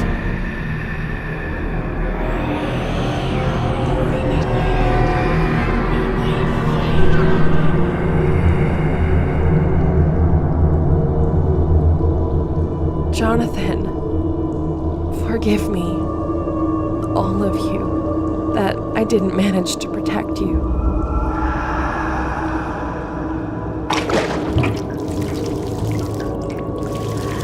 This is what human life means to those monsters. They made this place as a treasury of death. You have to burn this place. Over there you will find a door, which will lead you to your freedom. What about you? As soon as you destroy the chest and this place, we shall be free as well. It is all done. We can set this place on fire. Well, who wants to start the fire?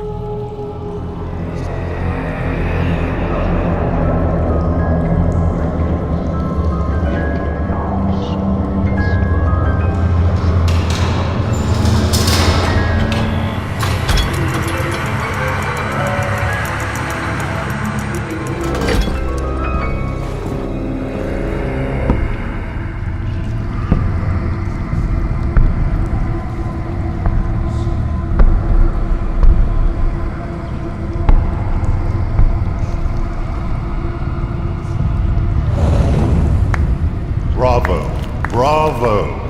It has been a while since I've seen such a spectacle. Usually, people would boringly die without even trying to give a fight. But you are good.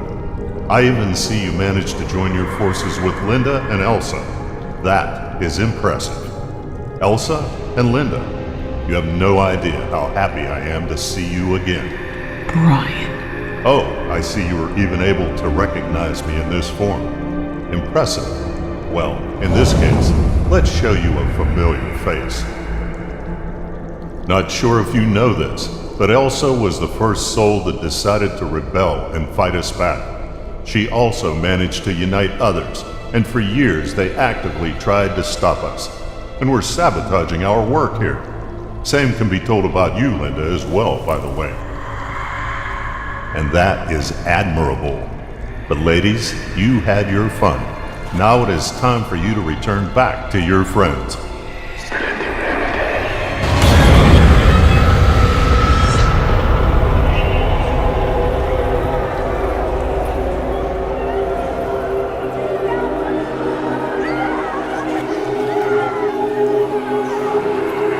Kid souls. They were always 10 times more valuable than adult ones. Yet there is so much fuss with them. What have you done with them? I returned them back to the place from which they impertinently managed to escape. Their souls belong to me anyway. On your place, I wouldn't rush to burn this place down. You see, all those souls that are locked in that chest, they have nothing good left in them. Now there is only desire to make others feel the same pain and suffering as they felt.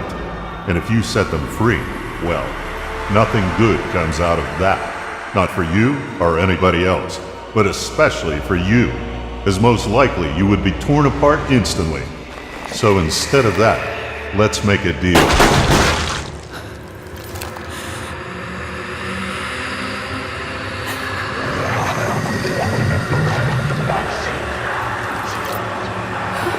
Good try, but meaningless.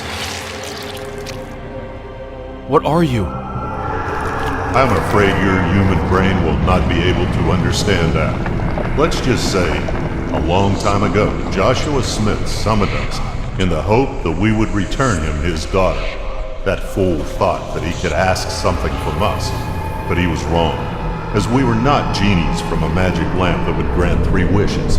Oh no, we do not give, we only take away. But it seems that that fact was not mentioned in those books that Joshua used to summon us. And where's your brother now? Sadly, William is occupied with other tasks right now. As you might have guessed, we gather souls from many places, and your souls were supposed to be the last ones for this place. To be fair, only one more soul is needed.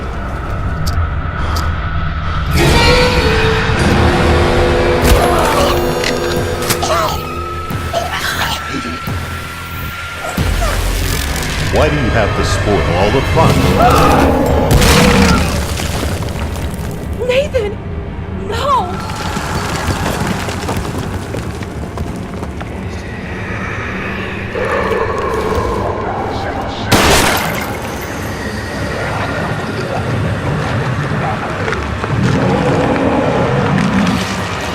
All right then. I think it is time to show you. With what you are really dealing with.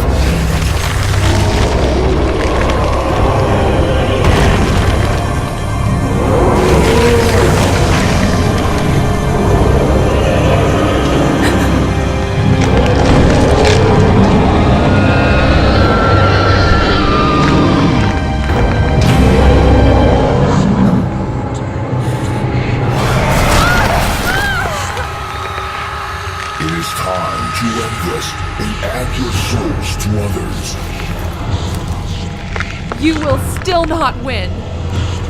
Oh, you can't even imagine how many times people told me exactly the same words. Yet, for some reason, all their souls still are mine now.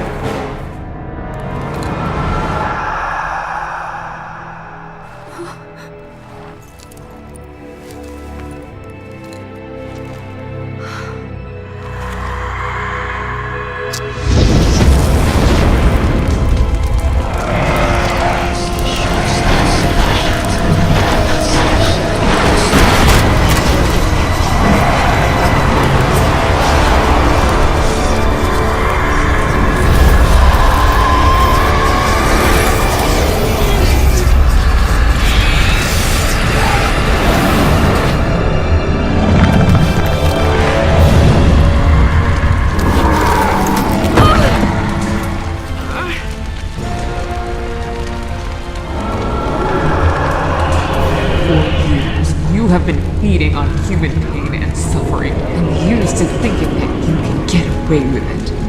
You were ruthless. You even became a living nightmare to many of your victims, and you delighted every moment of it.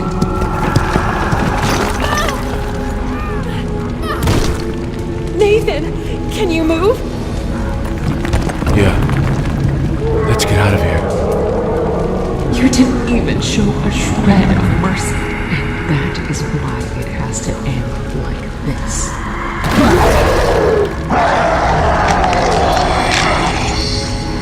Your terror, which lasted for decades, will end now, and you will learn yourself what it feels like when your life and soul is taken away. Against your will. It is wrong. And now, together, we will put an end to you. Once and for all.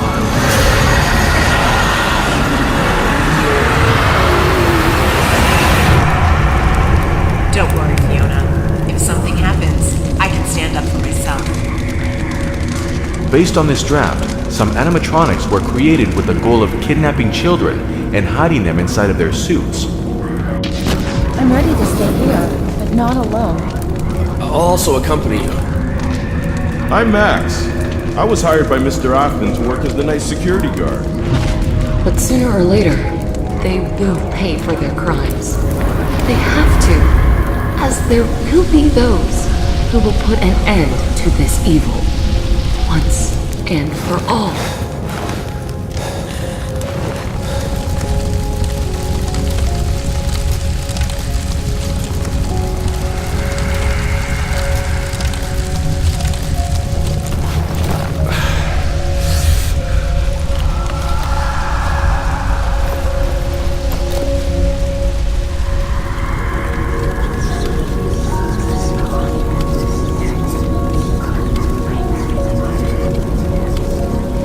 over. They're finally free.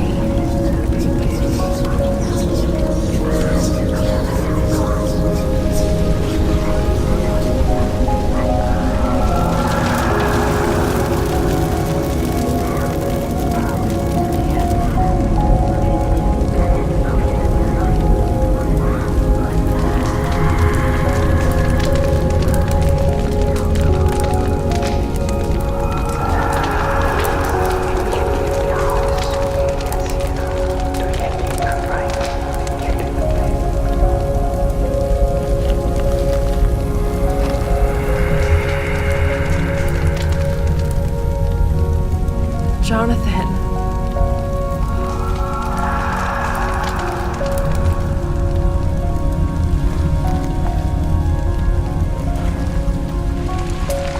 Thank you, Fiona. Now we are finally free.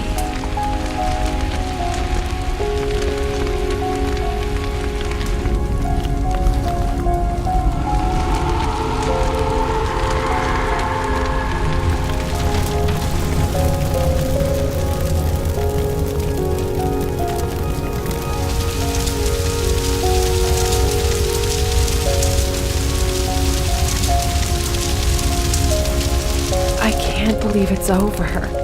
We made it. How are you holding out there? I'll be fine. Just need to rest a little bit.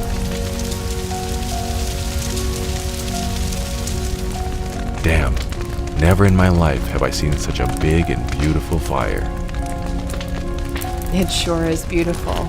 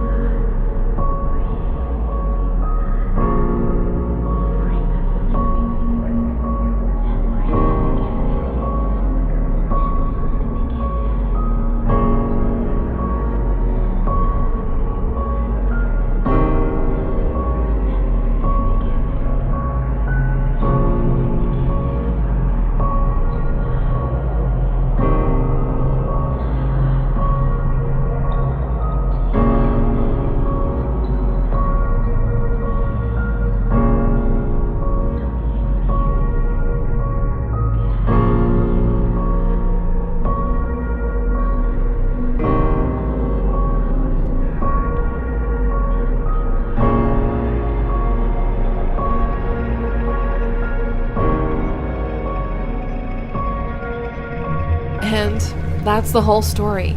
Hope you'll print this word by word as I told you. Of course. But I have one question. There used to be a second brother, that Fritz Smith, or correctly to say, William Afton. What happened to him? He's still out there. But don't worry. I'll find him and put an end to his crimes. But how are you planning to find him? As far as I understood, he can change his faces and appearances. Doesn't matter how, but I shall not rest until I find him. That's good to hear. But perhaps you will not have to search for him. As the person you are looking for is already here. I have to thank you, Fiona, as now I know what really happened that night. And believe me, these mistakes shall not be repeated. You know, due to your actions, Fiona, not only my brother is now locked down in a very horrible place, but also my superiors are now very unhappy with the results of our work. And I'll have to work very, very hard to fix that. Which means I'll need souls. Way more souls. And try to guess from whom I shall start.